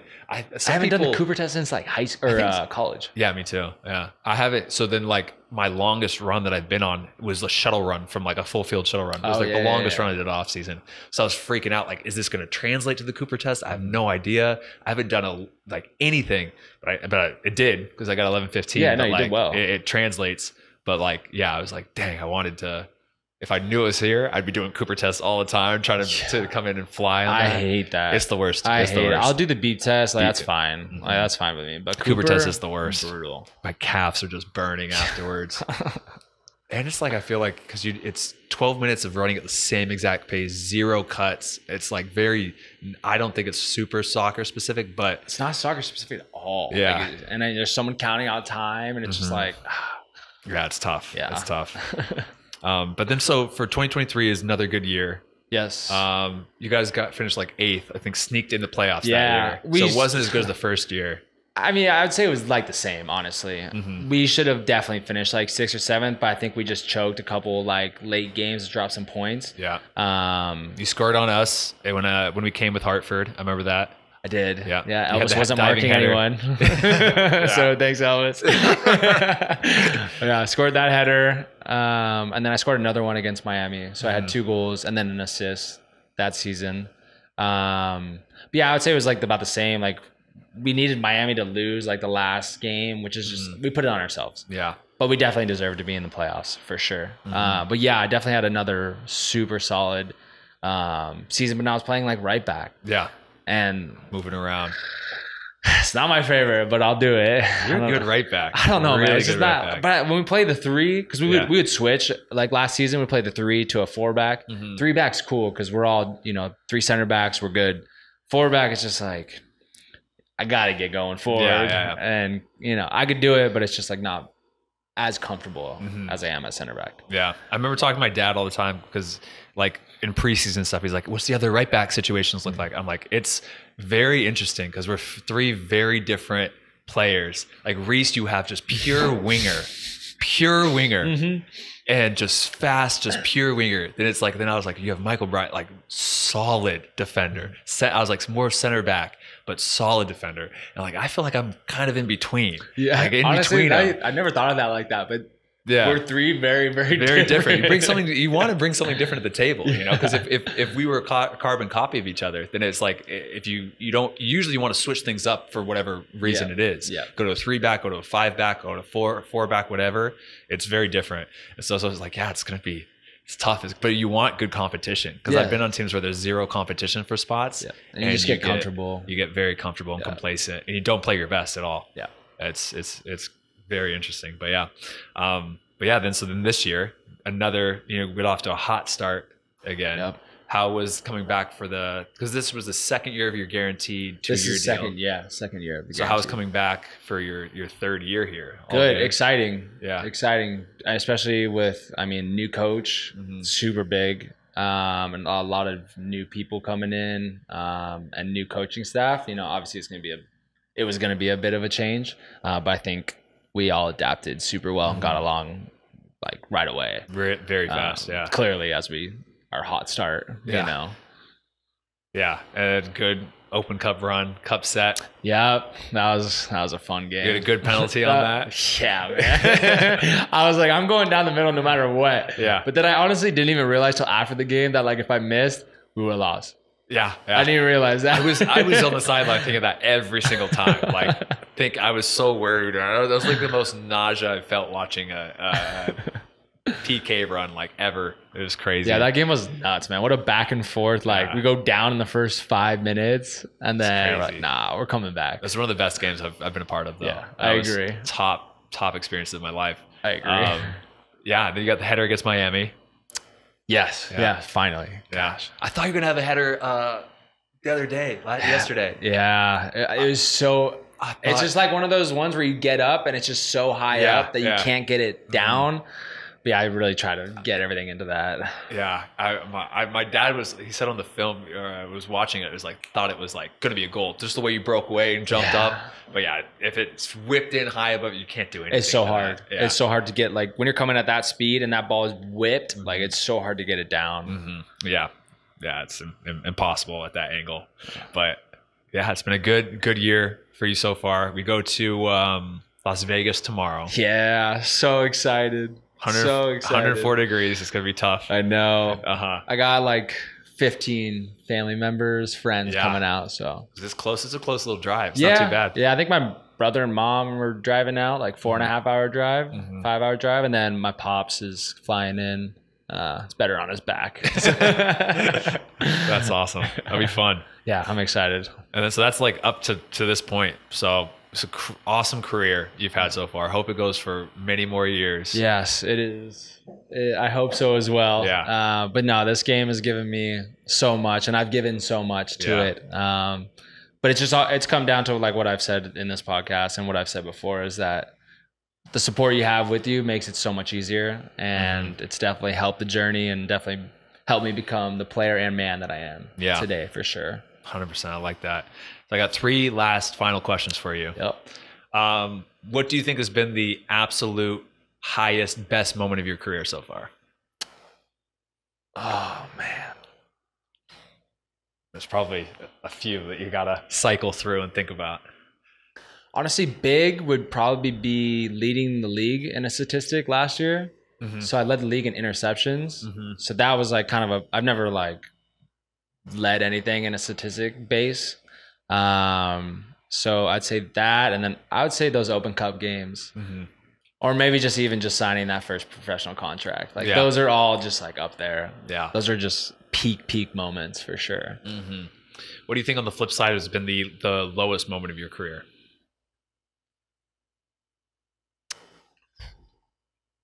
Man, it's a good one. I don't think I've ever thought about that. Low. Man. That's tough. You got me thinking on this one. Yeah. Shoot. Welcome to the Against All Odds podcast, baby. That's what we do. Man. Maybe all those times where you were told you were not good enough, or just overlooked, because that was it just happened so many times, even at a young age. Yeah. You know, I was never on the best club teams, never on an academy team or anything like that. Those colleges, you know. But everything works out how it's supposed to. Yeah. I noticed, like I said, you literally went through every single level. And like, I remember even hearing being at UC Davis is like, oh, you're not going to play pro because you're not in the top 50 schools. So I can't even imagine what it was like starting at a D3 route. Like, and I know some D3 players who've gone to play pro, like I mentioned, Chase Boone at Monterey Bay was D3, and he was really? talking about, okay. He went to Redwoods in California. Oh, okay, yeah, I know. That's a solid school. Yeah, solid soccer school. Yeah, but still, like he was talking like the D3, like, you know, nobody thinks you're going pro when you play there, and he was talking about the struggle of like getting anybody to look at you from there. He's like, he had to go over and play in like Denmark or something, like third division. Yeah, some rant. Yeah, to finally get something on his resume to come back and get any chance at the USL level. But that's that perseverance, man, for him, pushing it and staying committed. That's good. Yeah. And now, final question: if you could go back in a time machine and go back to any point in your life to give younger Michael Bryant some advice, when would you go back and what would you say? Oh, easy. High school, freshman year. Don't worry about what other people think of you. Because I feel like in high school, I was so worried about what these people thought, trying to fit in. And I feel like my true like personality didn't really come out until I got to college. And I was like, you know what? This is who I am. I love who I am. And I'll be unapologetically myself. And if you don't like it, you don't like it. And so I feel like that has helped me, honestly, become who I am as well. Yeah, it's freeing. You don't have to think about any social setting, about what you're going to say, what you're going to do. Because I think everybody goes through a little bit of that in high school. Yeah. And then you're just like, screw it. Especially as you get older, you're just like, okay, whatever. Yeah, I'm like, why did I care about that back then? You know, Yeah. like there's no purpose. It doesn't mean anything in the long run. Awesome. Yeah. Well, appreciate you, Mike. Thanks for coming on the podcast. Thanks for having me on, brother. I appreciate you. Thanks for taking the time. It's a good story, man. I'm happy to. It's a crazy story. It's crazy. It's crazy. It's good, though. I'm pumped. But anything else, any other thing that we didn't cover, anything that you want to touch on, or any last departing words? I got to shout out my 92-year-old grandmother. She is from Italy. Yeah. And she watches all of our games. Wow. All of our games. Her husband, so my grandpa, passed away about 3 years ago. And my mom always tells me that like the brightest days are when our game days, and she can watch us. And she has a signed jersey in her room in the at her house, and so. Yeah, so love you, Grandma, and thanks for always believing in me. Awesome. Well, thanks for watching, guys. We'll see you guys in the next episode. Peace.